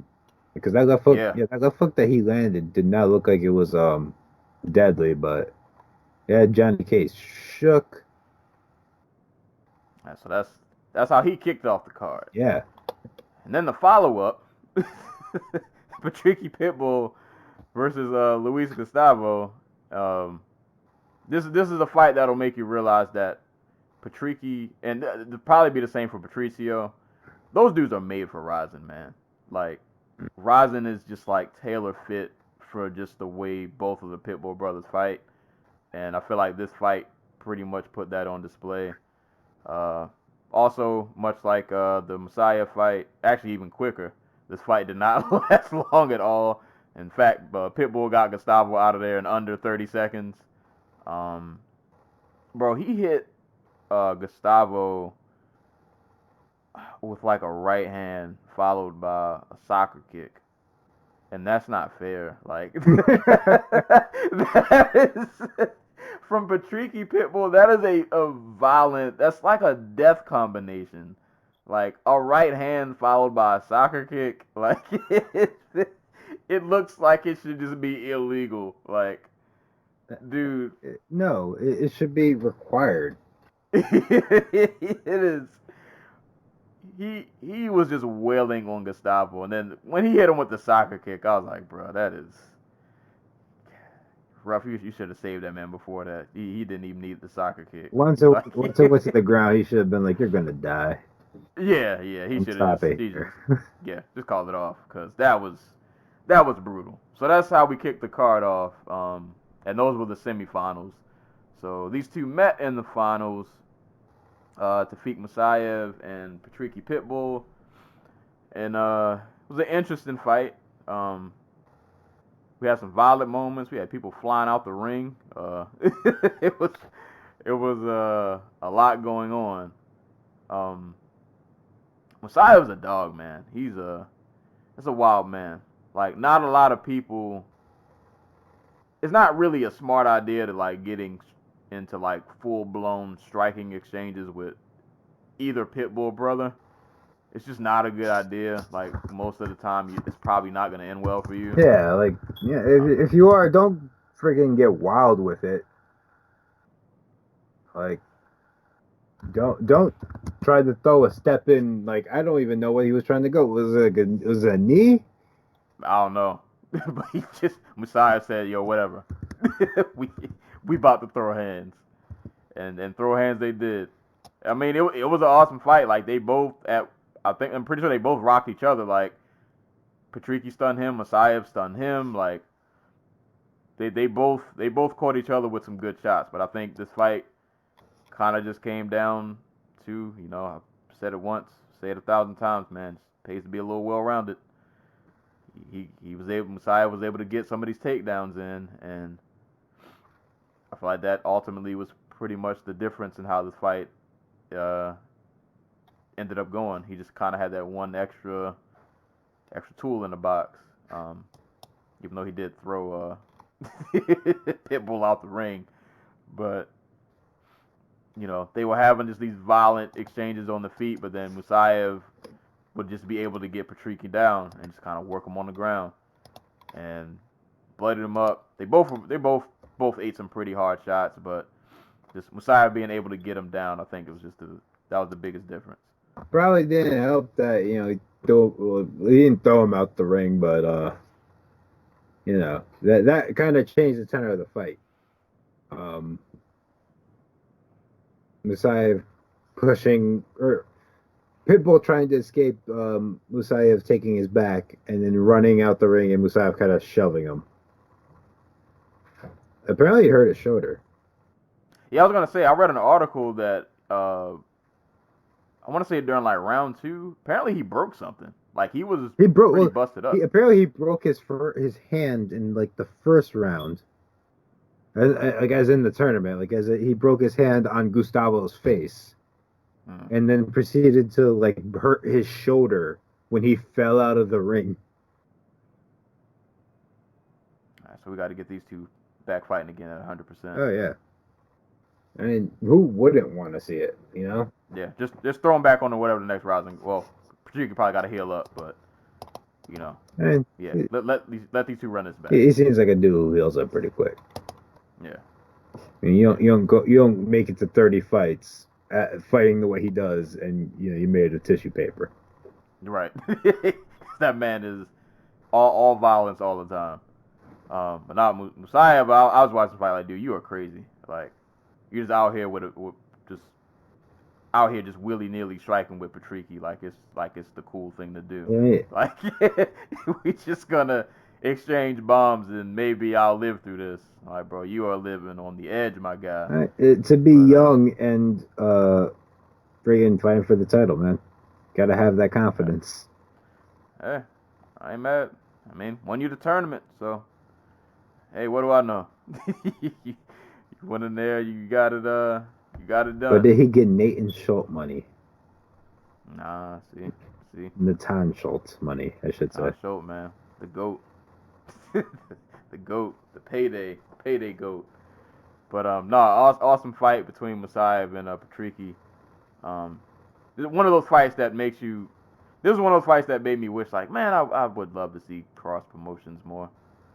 Like, these are the kind of the fun matchups that we're kind of missing out on because we don't get like a lot of cross promotion. Well, RIZIN did cross promotion with Bellator, for this card and for the Bellator Japan card with Fedor and Rampage. And if RIZIN plans to come to North America in 2020, they're going to need a partner, I think. And I'm sure Bellator will be more than happy to accommodate them. I guess Kakibara and Coker have a good working relationship. So, yeah, we need more of this. A lot of violence being left on the table. We need everybody fighting everybody. Well, the fight I want to see is a 205 unification fight. See how I segued this to our next fight? Yeah, it's coming. Yeah. So, CB Dalloway shouldn't be allowed to fight anymore. Like, that man's last couple of years have been hard ever since, like, that incident in the elevator and then, like, getting knocked out by Hector Lombard after the bell stopped. And then literally everything else besides that, it's just been, there's been a lot of violence inflicted on this man as of late. And this did not help. He fought RIZIN light heavyweight champion Jiri Prochaska, and Prochaska proceeded to make quick work of him, showing him. Hold up, I'm gonna give CB a little props. He started off okay. Those leg kicks were working. Were they? About all these. Man, they were doing all right. He landed a couple of good. It was a couple of solid leg kicks. I mean, that was all he did, but it was, it was something. It was something up until the, Yeah. So Prochaska shows CB Dalloway the uppercut. Dalloway starts to try to pivot out, and he gets dropped with a left hook that he's dead. He's dead. Turns his body around. Yeah, no, he's gone. He's no longer with us. May flights of angels carry you to your whatever.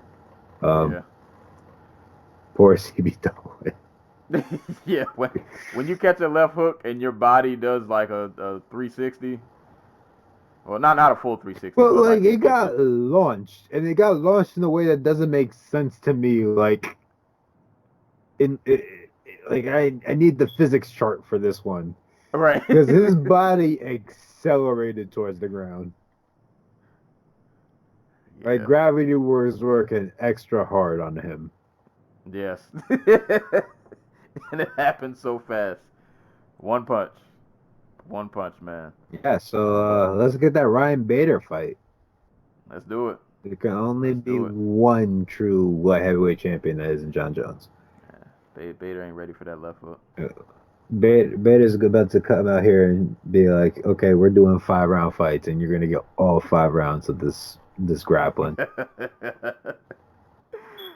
We'll see. Shouts to Jerry, though, man. That was a nasty finish. Nasty left hook. So, actually, before we move on, I just wanted to... Oh, crap, we forgot to talk about Sohei Ham. About the thing, but... Oh, yeah. But we'll get to that. Like, I kind of feel for Prochaska a little bit. Like, he fought King Mo earlier this year.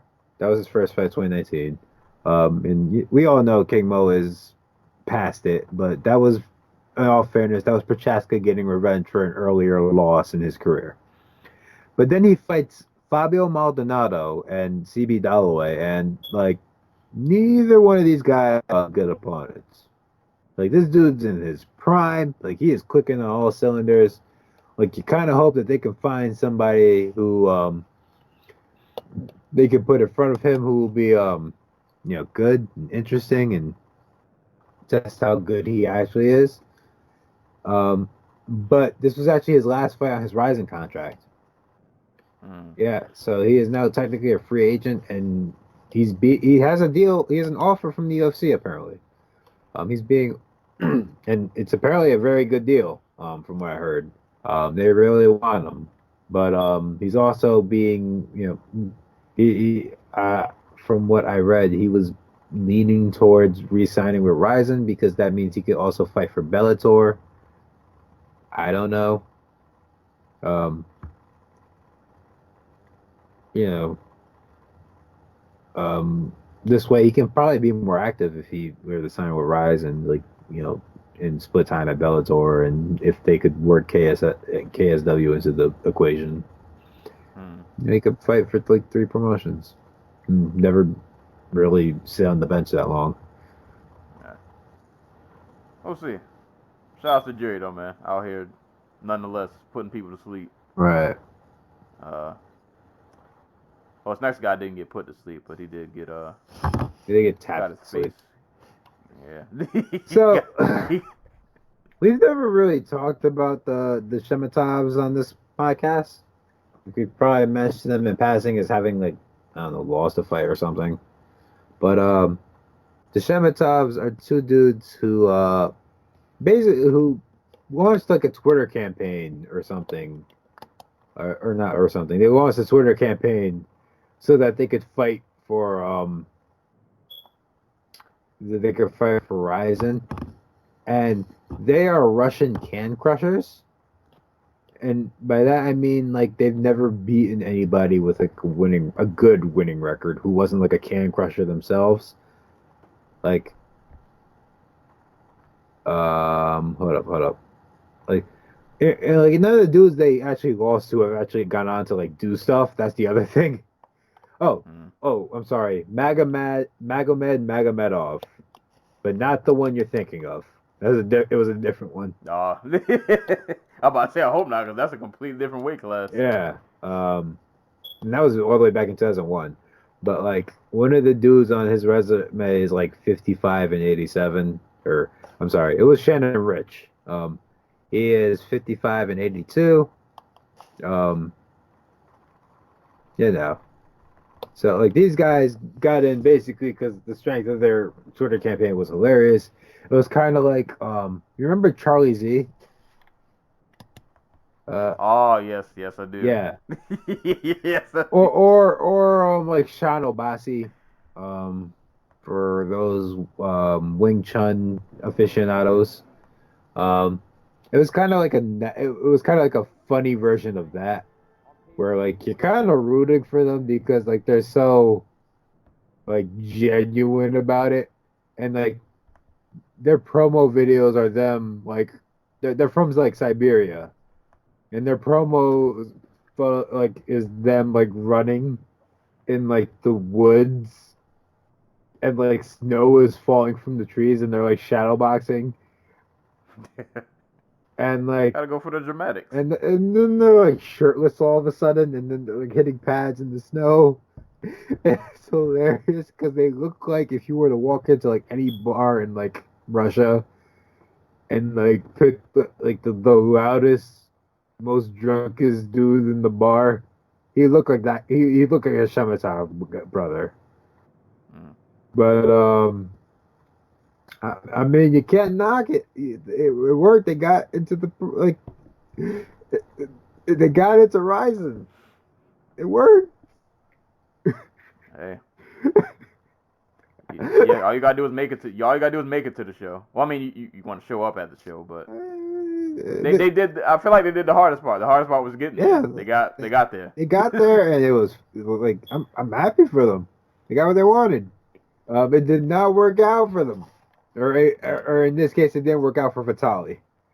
Um, he fought I guess Simon Beyong. Is how you pronounce his name? Yeah. Thank you. Fighter fighting out of Cameroon. And like every other human being I've ever seen come out of Cameroon, he is a goddamn giant. He's 6'6", 202 pounds. Yeah, very, very sturdy. Very very, very sturdy. sturdy in the sense that he is built sturdy, not so much in like the MMA sense, because like Shemetov was actually getting off on him on the feet. Yeah, Beyond's striking isn't Which is hilarious because he fights for a gym called X1 Boxing Genova. Yeah. He wasn't boxing a lot. He does fight out of Italy. I don't know what that means in terms of like striking or whatever, but but that he is not. He right now his skill set is big. But that was enough to carry him to victory here because he just took Shemetov down and beat the shit out of him from out until Shemetov gave up. Like Shematov's face was just all bloodied and just it was a nasty sight. It got ugly pretty quick when he got him down.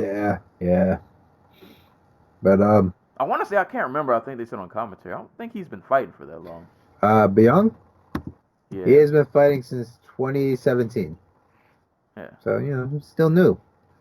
Yeah, still getting his feet wet. He's light heavyweight, man. It'll be 10 years before he's good. He has to get knocked out. He has to get knocked out like 30 times before then. It's fine. And even 10 years from now, he'll still be 21 in light heavyweight years. So he'll be all right. He'll be 38.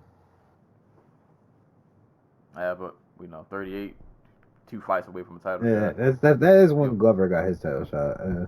Yeah, he'll be all right. He'll be fine. Everything's fine. He'll be fine. So yeah, Beyond got Shemetov out of there via TKO in the second round. Moving on, Hiramosa Ogikubo versus Shintaro Ishiwatari. You're gonna have to It was a nice. sorry, you're gonna have to talk about this one for me because this is actually one of the 2 or 3 fights I didn't see on this card. It was fun. It was a nice kind of it was just one of those really scrappy like it was one of those. It was a really just scrappy fight. I did see people, particularly those who live in Japan, complain that this was not broadcast on the on television. They got like 5 minutes of the fight, but they chose to do a replay of Kai Asakura versus Kyoji Horiguchi instead during this time slot. Oh, that's trash. Yep. That sucks. Cause this was actually like a pretty entertaining fight. Oh, that sucks if they did miss that. That's not cool. Not a ton to break down. It was a pretty just scrappy fight. I think Ogikubo did a good job of kind of just being able to kind of get inside and just make things really just kind of dirty, really kind of grimy. He kept a pretty high pace throughout the whole fight. I thought he did a good job of pressuring Ishiwatari, but there was some back and forth moments. It was just a really just kind of fun, just scrappy fight. But I think Ogikubo just overall probably just had better pressure, dealt a little more damage, and I think had a better just kind of overall performance. But it was a really fun fight, man. They were definitely slugging back and forth. It was that sucks that they really didn't get to see this, because this is probably honestly one of the better fights on the card. Like they really did go out there and put on a really good show. Yeah. Like, why we don't need to see Horiguchi getting knocked out. You got built the hype for that main event, though. Yeah, I mean, it's not like it is a 7-hour show. Yeah. With an hour intermission. I mean, you gotta squeeze it in. That is trash. But that sucks. Yeah, it was an awesome fight. Ended up being a a split decision. It was a close fight, but I agreed. I went back and watched this fight twice. I do agree. I think the right gentleman won. I believe Ogi Kubo deserved the win, but really fun. It's really just a fun scrap between both. So Hiramosa, Ogi Kubo. I'm actually rewatching now. He landed a lot of takedowns too. He was really just like really getting in there, just making this a really just dirty, grimy fight. But yeah, Ogi Kubo got the split decision win over Ishiwatari. This next fight, we don't really need to spend a whole lot of time on this. Jake Hyun versus or Hyun, I don't know how to say his last name, versus Satoshi Ishii. Jake came down with the elaborate intro, very lively. Fight didn't last that long, man. He threw some right hands, some uppercuts. He put hands on Satoshi Ishii. He knocked him out, got him out of there. Yeah. Ishii's just not made for MMA. Like, I mean, this has been obvious for a while now, but he's just not the level of athlete, and he's just not like durable enough to be doing this. It kind of sucks because like it seems like he really wants to be good at it. Like he's training with all the right people and everything, but just not. It was just not meant to be. Hey man, that elusive Japanese heavyweight will have to wait for another day. Yeah, it'd be like that sometimes. It'd be like that. But moving on to somebody who it did work out for. I'm really still mad that that Tapology has his name listed as Patchy Mix. Is really bugging me. Like, is that like his nickname or something? I don't know, but I don't like it.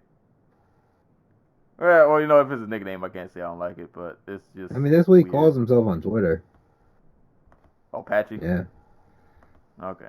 My bad, Patchy. I mean, his name is Patrick. Like, it's legit Patrick. I'm assuming Patchy's just like his nickname, and yeah, I don't know, maybe it's like a stage name. It could be. It's like, I don't want to be Patrick, I want to be Patchy. Right. But nah, man. Bellator's got something good with him, man. Dude is solid, man. Okay, if you like. Oh, go ahead. Go ahead. Go ahead. I was gonna say this fight is for those if you enjoy just grappling exchanges. This is the fight for you. Lots of fun. Or I say lots. The fight didn't really last all but like a minute or so. Like there was a takedown. Oh, I forgot. I didn't even mention Patrick Mix versus Yuki Motoya. There was a takedown. Mix was on top for a little bit. Motoya went up threw up a leg for like an armbar / like triangle. They kind of wrestled around and just had like these little wild exchanges of I'm gonna twist this way and I'm gonna twist the other way and I'm gonna reverse this.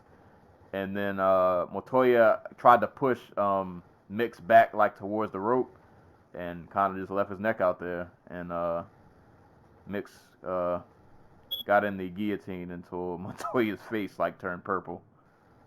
That was it. Mm-hmm. Like I haven't been paying too much attention to Mix just because Bellator's bantamweight division basically doesn't exist. I mean, they treat it like it doesn't anyway. But like he like you said, he is something special.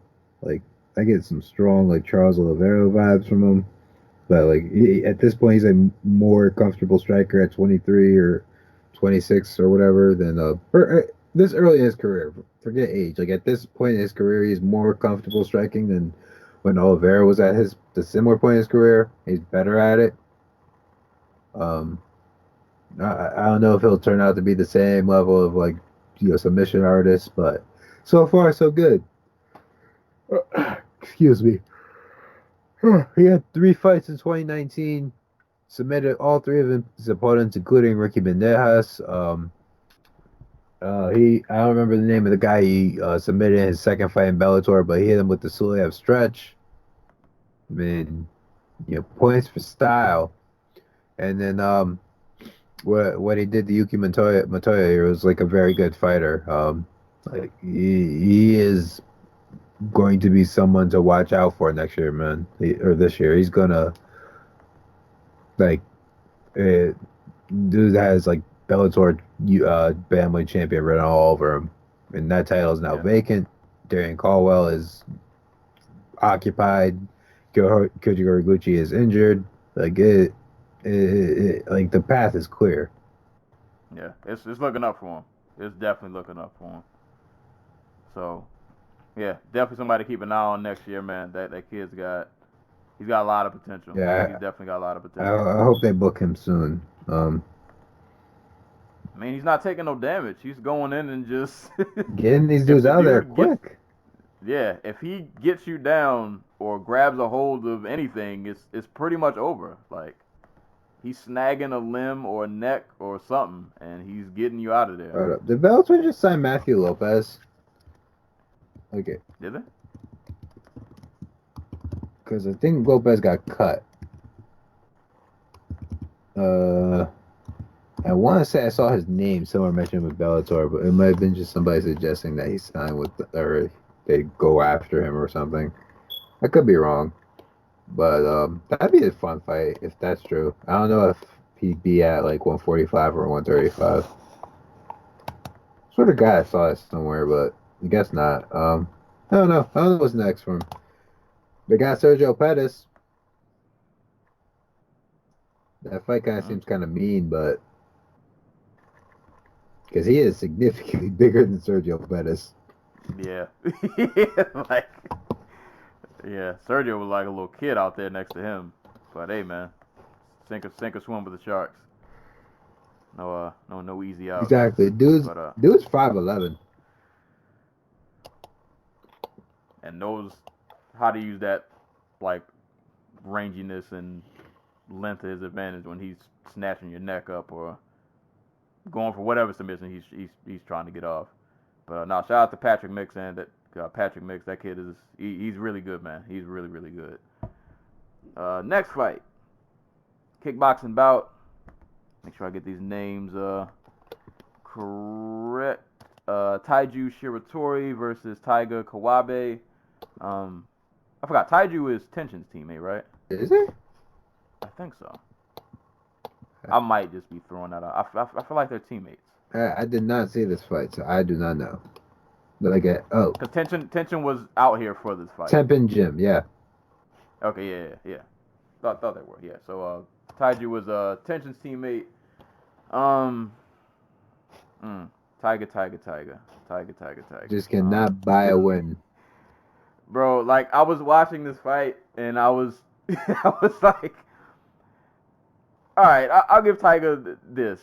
I liked in the first round. He was landing some pretty good leg kicks. Like, he landed them in succession. He was pretty successful with them, and they were clearly, to me, looked like they were having an effect. Like, he had that was like the one decent thing he had kind of good going for him. But other than that, and the thing is that the leg kicks they worked until he just kind of stopped using them, and then I was just wondering, like, I don't know really what his game plan was to win this fight. Because if you look at, like, their frames, like, Tiger, kind of short, compact, kind of stocky. You look at Taiju, he's kind of a little taller, a little rangier, a little lankier. And you're looking at their frames and the way they fight, and it's kind of like, Tiger, like, if you're going to win this, you have to get in close. You cannot exchange from range and think you're going to win because you can't land anything. Like, you might get a couple of these leg kicks, but you're not going to get into these hooks. He's, like, lunging in for these, like, overhand rights or overhand lefts, and he's not really hitting anything. And it's like, I don't really know what his game plan was or what he thought was going to work. But he pretty much gave, like, Taiju the fight. Like, he just stayed at distance. He tried to get inside, but he didn't really do it in, like, a smart way. He was just, like I said, outside of the leg kicks, which were pretty good, but once those kind of stopped becoming a thing, he was just kind of just trying to lunge in, and that wasn't really working. And when they were at a distance, Taiju was just able to just kind of touch him up, and he got it really kind of turned up in the second round. Taiju started touching him up with combinations. He's getting off, 1, 2, 3 uppercut, and it's starting to look ugly. And Tiger's still not really finding his way inside, and it's like, all right, bro, I don't know what you're doing, but this ain't it. And Taiju just kind of he pieced him up, man. I don't really have much else other way to put it. Cat fought a pretty just smart, comfortable fight on the outside. Was able to kind of piece Tiger up, and caught him with a nasty knee at the end. And I think the fight ended up going to the end of the round. He caught Tiger with a nasty knee at the end of a combination, and put a nasty cut, like the skin from the top of his eye was just hanging off. Like it was ugly. And they ended up stopping the fight, I want to say, after the second round. But nah, man, Taiju looked good though. I like the combinations. I like the use of knees, because he would throw a combination like a 1-2 and an uppercut, and he would follow like in the combination with a knee. He looked pretty slick once he like kind of let his hands go and was just kind of really just flowing in there. But yeah, for Tiger, it was just kind of like, yeah, just I don't really know what to tell you. Don't know what to tell you. But yeah. So Taiju Shiratori got the win via TKO in the second round because of the cut.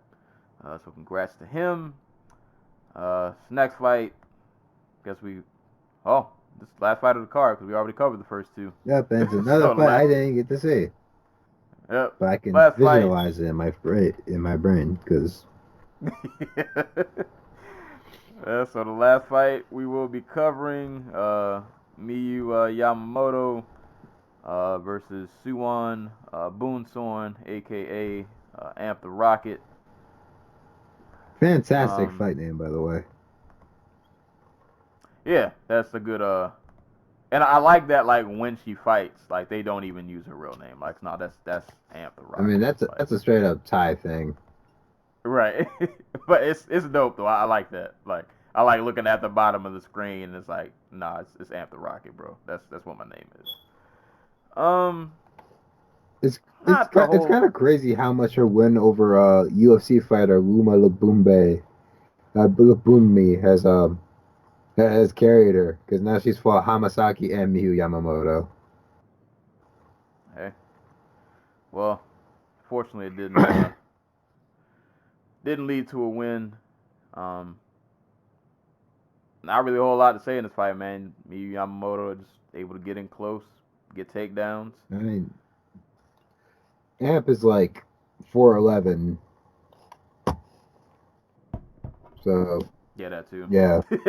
Yeah, that too. And albeit, because Yamamoto's like what, 40 something? It's like 45.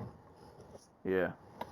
But yeah, you can look at the size difference, like the physique, and just kind of tell, like. One was a former world champion wrestler. Also, Like, bro, you just look. Yeah. Oh, go ahead. No, go ahead. I was saying, you just look at like the, like, muscle density and just like thickness, and it's like, bro, this almost doesn't look fair. Like. I mean, it isn't. That's kind of the point. Yeah, like Yamamoto just kind of was able to take her down and just kind of handle her, and it's like, well, geez, like you're beating up on a little kid, in terms of just like the size difference. But hey man, it is what it is. Mm-hmm. Yamamoto took her down, was able to just kind of beat her up. Tried to sink in. I think she went for like a Kimura at the very, very last second of the fight, but couldn't get it in. But not a crazy eventful fight, but Yamamoto just did what she was supposed to do. Took her down, beat her up, controlled her. Got a unanimous decision. Good for her. Still out here at 45, like, doing the damn thing. Like, right. I mean, she started her career in her 40s, so. I like the blue hair too. I'm digging the blue hair look. I like that. I mean, not everybody can pull that off at 45, but when you look that good, like, you can do whatever you want, I guess. Yeah. No argument for me. No argument over here. But Oh, that was it. That was RIZIN 20. Yep. It was a good time, man. It was a good. Every RIZIN pay-per-view that I've bought is, for me, pretty much been like money well spent. I've never watched a RIZIN card and been bored or been, disappointed. Like, bro, when Musayev kicked off the card, I was like, oh yeah, we here. This is one of those cards that I was mad because I was at work. I was watching all like people react to highlights, and I'm like, God, I feel like I'm missing out on such a good time right now.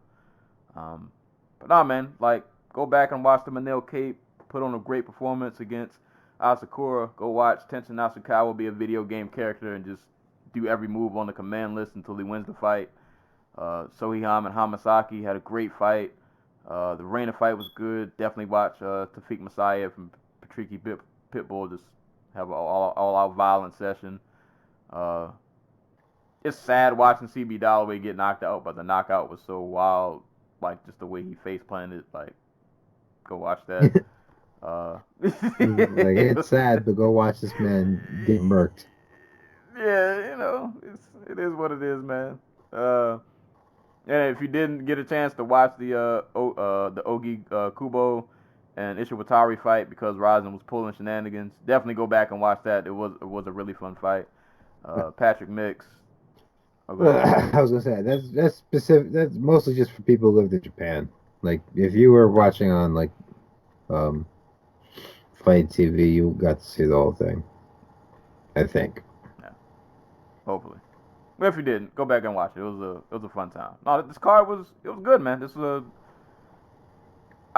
I just go to RIZIN cards. I watch RIZIN cards, and I don't really care about belts and championships, and I just want to be entertained, and they always deliver on that. I've never watched a RIZIN card and felt like I wasted my time. I'm always entertained. It's a nice spectacle. The entrants are cool, and it's a good time. It's just a good time. So that was RIZIN 20. Go give that a look if you missed it. And shout out to PFL. Show love to them. Go watch some of those finals. Go watch the Natan Show be the GOAT that he is over there. So yeah, it's a good way to, I guess, technically end 2019 and kick us into 2020. Yep. I appreciate RIZIN for that. And that's about it. So, don't have this pulled up in front of me because I've been over here slacking off.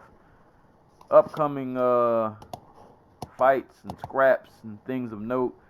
Of course, UFC ain't back till the 18th for UFC 246, which ain't the best for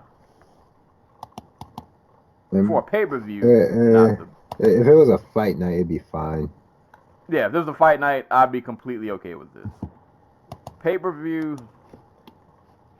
But some of the fights on the card, just to list them off. Of course, Conor McGregor, Donald Cerrone, Anthony Pettis versus Diego Ferreira, Holly Holm versus Raquel Pennington, Nasrat Haqparas, a.k.a. Little Gastelum, against Drew Dober, Grant Dawson, Chas Kelly, Macy Barber, Roxanne Modafferi, Alexi Olenek, Maurice Green, Claudia Cadelia, Alexa Grasso, Sadiq Youssef, Andre Philly, Sabina Mazo, JJ Aldridge.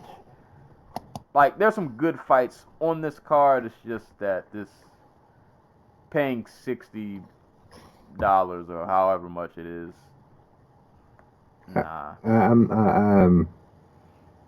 Like, MMA is like the pay-per-view game is so like dicey. Like, Conor hasn't won a fight in like 3 years. In like over 3 years. It's like, how am I supposed to get like hyped? Yeah. And then like Cowboy's coming off of 2 losses where he got pretty much his ass beaten, both of them. And it's like, how am I supposed to be hyped for that? It's confusing, That's MMA, man. It's what they do to us. Yeah. But that's the UFC. One has a card coming up. Yes, and it's a rematch of one of the best fights from last year. Rod Tang versus Jonathan Haggerty. That's going to be the main event for the one Muay Thai bantamweight flyweight title. I don't even know. Forget flyweight title. There we go. Non-stop is also going to be fighting. Sang Mani. He's going to be fighting Kenta Yamada.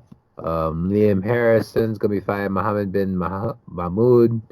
A whole bunch of other stuff on that card. Looks interesting. Oh, shouts to Thon Lee. Thon Lee's on the card. Oh yeah, Thong Lee. Yeah. Shouts to He's on that. yeah, that's a good card. And That's on the 10th. yes, we got some boxing. If anybody's interested, over on Showtime also on the 10th. Caressa Shields versus Ivana Habazin. That fight was supposed to happen last year, but someone for Caressa Shields' team assaulted one of Habazin's coaches when he had his back turned, and Habazin pulled out of the fight in protest. Understandably. But that's apparently going to be going down. But also on that card is a super middleweight women's title fight between Alicia Napoleon Espinoza and Ellen Serrado. How the hell do you pronounce his name? Ellen Serret. It has two R's and two O's, so I'm going to go with Ellen Sederruz. She's Swedish. But that's also going down that card. But on Saturday, over on Golden Boy is the zone. So it'd be Jaime Mangua versus Gary O'Sullivan. And who else was on this card that I cared about? Oh, they're not there. What the hell? Is it on a separate card? Yeah, I guess it's on a separate card. So that's going down the zone. And over on ESPN, we got Jesse Hart versus Joe Smith Jr. in a Philly versus New York fight. So that'll be fun. Those are two fun fighters. So that's what we got going on in boxing. And then last I'll mention, even though it don't happen until the 25th, Bellator 238. Chris Cyborg's Bellator debut. She'll be facing Julia Budd for the Women's Featherweight Championship. Also on the card, Darian Caldwell versus Adam Borix. Sergio Pettis making his debut against Alfred Kashikayan. Dylan Danis versus Keegan Ginrich. Aaron Pico versus Daniel Carey. J.J. Wilson versus Mario Navarro. Conry Gracie versus Hector Saldana. Our boy's on that card. And our boy, AJ. Oh yeah, I don't mention his name now when I see him. Yeah, I see him at the bottom of the list. Yeah, you ain't getting no promo from me, buddy. But Curtis Melendez on the card though. Hey, there we go. There you go. Coming back to Bellator, he'll be fighting Moses Moreta. So, but that, like I said, that's Bellator 238, but that don't happen till 25th. So it's gonna be quiet for a little bit, but we'll still be here. You guys are getting this episode, and then we will be having our award show. So that'll be the next episode that you guys hear from us. And I need to get busy on getting my my categories in order. I've been slacking off on this one. I've been busy though, man. I've been busy. Been doing a lot this week. So, but yeah. So that'll be the next you guys hear from us. So we'll still be around here, kicking up dust, so on and so forth. But yeah, that's pretty much all we got for today's episode. So, fight recommendations. Oh, let me find mine real quick. Before we close out, my fight recommendation. I'm somewhat cheating because I alluded to this fight on our 3-year anniversary episode, but it's my podcast. Do what I want. So my fight recommendation. You can find this on YouTube. It is one of Rod Tang's, one of his last I'd say his last Muay Thai fight, but one of his most recent Muay Thai fights. It is Rod Tang versus a gentleman named Saeksan. That's Saeksan Kwanmuang, Kwanmuang. They fought twice, but the fight I'm referring to is actually the second one. even though they both went all 5 rounds. But I haven't seen the first fight, so I can't tell you how that fight went. But the second fight is on YouTube, and it's an amazing fight. It is an amazing Thai fight, just lots of violence. Just it was a raw tank fight. It was really fun to watch, man. It was. I wanted to watch Raw Tang outside of one to see what I just would see what his other fights look like, because I hadn't really watched him much like in Thai fights, like in Thailand, like Yeah. But I wanted to see him like his natural, I guess, element, so to speak. But that fight is amazing, man. It's really, really, really good. Definitely one of the best fights one of the better fights I've seen this year. So that is Rod Tang versus Saeksan 2, second time they fought. So now you got me thinking, do the Muay Thai fights in one, do they play the music? I don't think they do. Then it's not a real Muay Thai fight. Yeah, I don't think they play the music. Did they even do the warm up corner thing? The what? Yeah, I don't think they do that. Do they? Because don't they normally like walk to every corner? Yeah, they do the little thing, the little ritual. Yeah. I don't think they do that either. They just throw them in there and just go fight. This is some straight up bad cultural appropriation, and I will not stand for it. Wow, this is one champion. This would be like if this is like Americanized Muay Thai, but it's not in America. This is like if they had a boxing match and they didn't say the Pledge of Allegiance before it. They took all the culture out of it. Like, bro, just go fight. We ain't got time for all that. This is a crime against Thai culture, and I will not stand for it. Yeah. Well, see, in that fight, you can see him in his natural element. See, if I was one of the coaches, I'd just start playing the music, just like making the noise. You gotta get removed from the stadium because you're like the only person making noise. No, like I inspire everybody around me to also make the noise. So it's just a whole stadium of people making the song. I don't even know what the hell that song is called. Oh man. But it's great. Got any recommendations? I mean, I've been watching a bunch of old fights this whole weekend. I talked about earlier watching the entirety of K1, the Grand Prix from '96. Yeah, go watch that. Like I said, you can watch all types of cool stuff. All the fights on it are freaking fire. Andy Hug, Ernesto Hus, Baby Krokop, Mike Bernardo, Musashi, Peter Aerts, and a whole bunch of other people on that card. It's great. For those who if you want to know how young Krokop is when he fought at the '96 K1 World Grand Prix, he wasn't even Krokop yet because he wasn't a cop yet. He was Crow. He was just Mirko Filikrov, or however the hell you say his last name. He it was his second ever kickboxing bout. He had just beat Jerome LeBanner, and then he lost to Ernesto Hus. He was like, "Fuck this! I'm gonna go join the cops." And he became part of the Croatian anti-terrorist task force. And then he fought the World Amateur Boxing Championships in '97. And then he came back to kickboxing. So he was out here living a busy life in the '90s. Shouts to Crow Cop. Shouts to Crow Cop. And just Crow before he became the cop. There you go. So that's your fight homework for the week, guys. Go look those up. So guess before we leave, any quick closing thoughts before we get out of here? Shouts, yes. I want to big up Kevin Love, who's just completely big dick energy. Basically just sticking both the middle fingers in Dan Gilbert's face, telling him to fire him because he's going to pay him like $250 million anyway.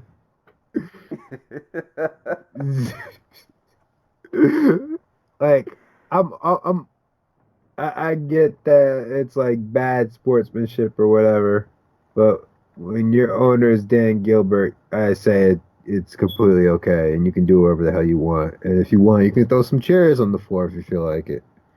He hasn't elevated to that point yet, but I feel like it's coming. Like I'm waiting for him to just pull out the cell phone in the middle of the game, like he's on the floor. But he's like, hold up, I gotta tweet these Joker pics real quick. Hey man, y'all pray for Kevin Love. He going through it out there. I mean, that dude has like several concussions under his on his brain, doesn't he? Which is I couldn't tell you. which is odd for a basketball player, I feel.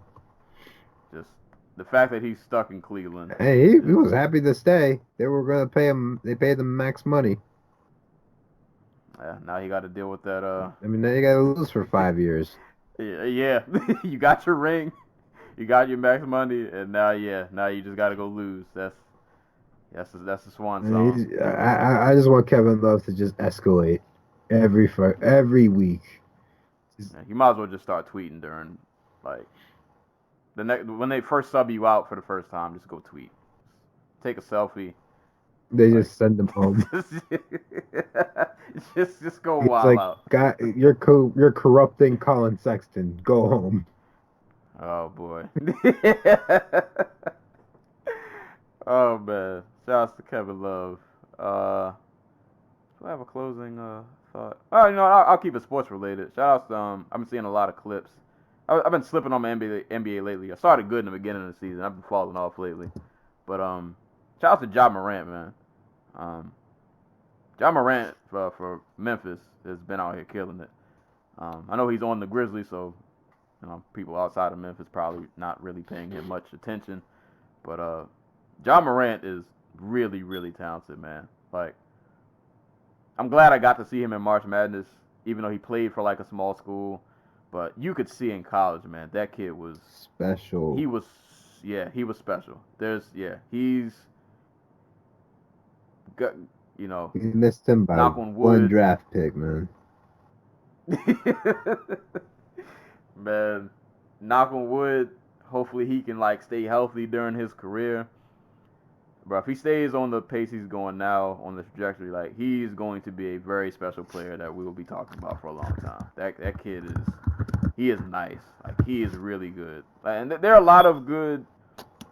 I've been enjoying the NBA this season, these last few seasons. I feel like there's been a good influx of like new young talent that's like actually worth like getting hype over. Like I'm seeing.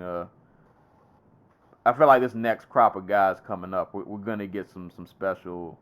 We're gonna get some special guys. I think because I feel like it's a thing in like every generation. Like after Jordan, it's like, oh, who's coming after Jordan, and then we get Kobe, and it's like, oh, after Kobe, who we getting? Then we get LeBron, and it always seems like there's not gonna be a next guy, but there's always a next guy. There's gonna be a next. Yeah, there's always a next guy. Especially with something like basketball. Not see it. Yeah, like there's too many kids on too many playgrounds trying to model their games like LeBron James, and right. That's how you end up with like Luka Doncic.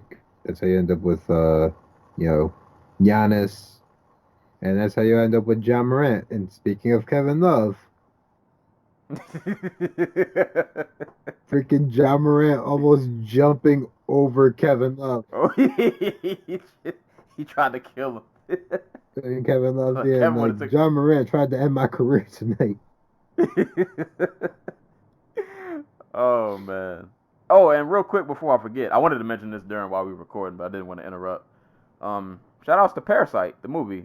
They won what's the award show going on the right Golden now? Globes for Best Foreign Film, I believe it is. I don't know if they've done the Best Director yet, because he was nominated for that too. Let's see. So I don't know if he got that, but if you guys didn't see Parasite, it was amazing. Yeah, it is a really great movie. And apparently the director was making fun of Americans because we don't like subtitles. But I don't mind subtitles. I've been watching subtitles pretty much all my life. Like these people have never watched anime. Freaking, when you had to watch like the three individual like 10-minute clips of like Naruto episodes online. Right. Like, come on. But like, I'm telling you guys, not reading subtitles. You are depriving yourself from some really good movies. You're depriving yourself of some really great movies. But yeah, if you have not seen Parasite, man, directed by what's his name? I want to get his name. Bong Joon-ho, the director of Parasite. If you have not seen Parasite, go give it a watch. It's an amazing movie. Go give that a watch. But that's all I got for closing thoughts. So that'll be it for today's episode. So as always, give us a listen. SoundCloud, YouTube, Spotify, Google Play, iHeartRadio, Apple Podcasts, all that good stuff. Send questions to dojotalkpodcast@yahoo.com. Hit us up on social media at the Dojo Talk Dojo Talk Podcast Facebook page and the Instagram page. Hit me up on Twitter and Twitch at Serial Sensei, and you can hit the Theanticool up on Twitter at GC Zeus. And for the new year, you can buy my book, The Oddball Chronicles, still out there. $8.99 physical copy, 99 cents digital copy. But that's all we got for you guys today. So as always, anytime people are being punched and or kicked in the face, we will be there to talk about it. And until next time, we will catch you guys later.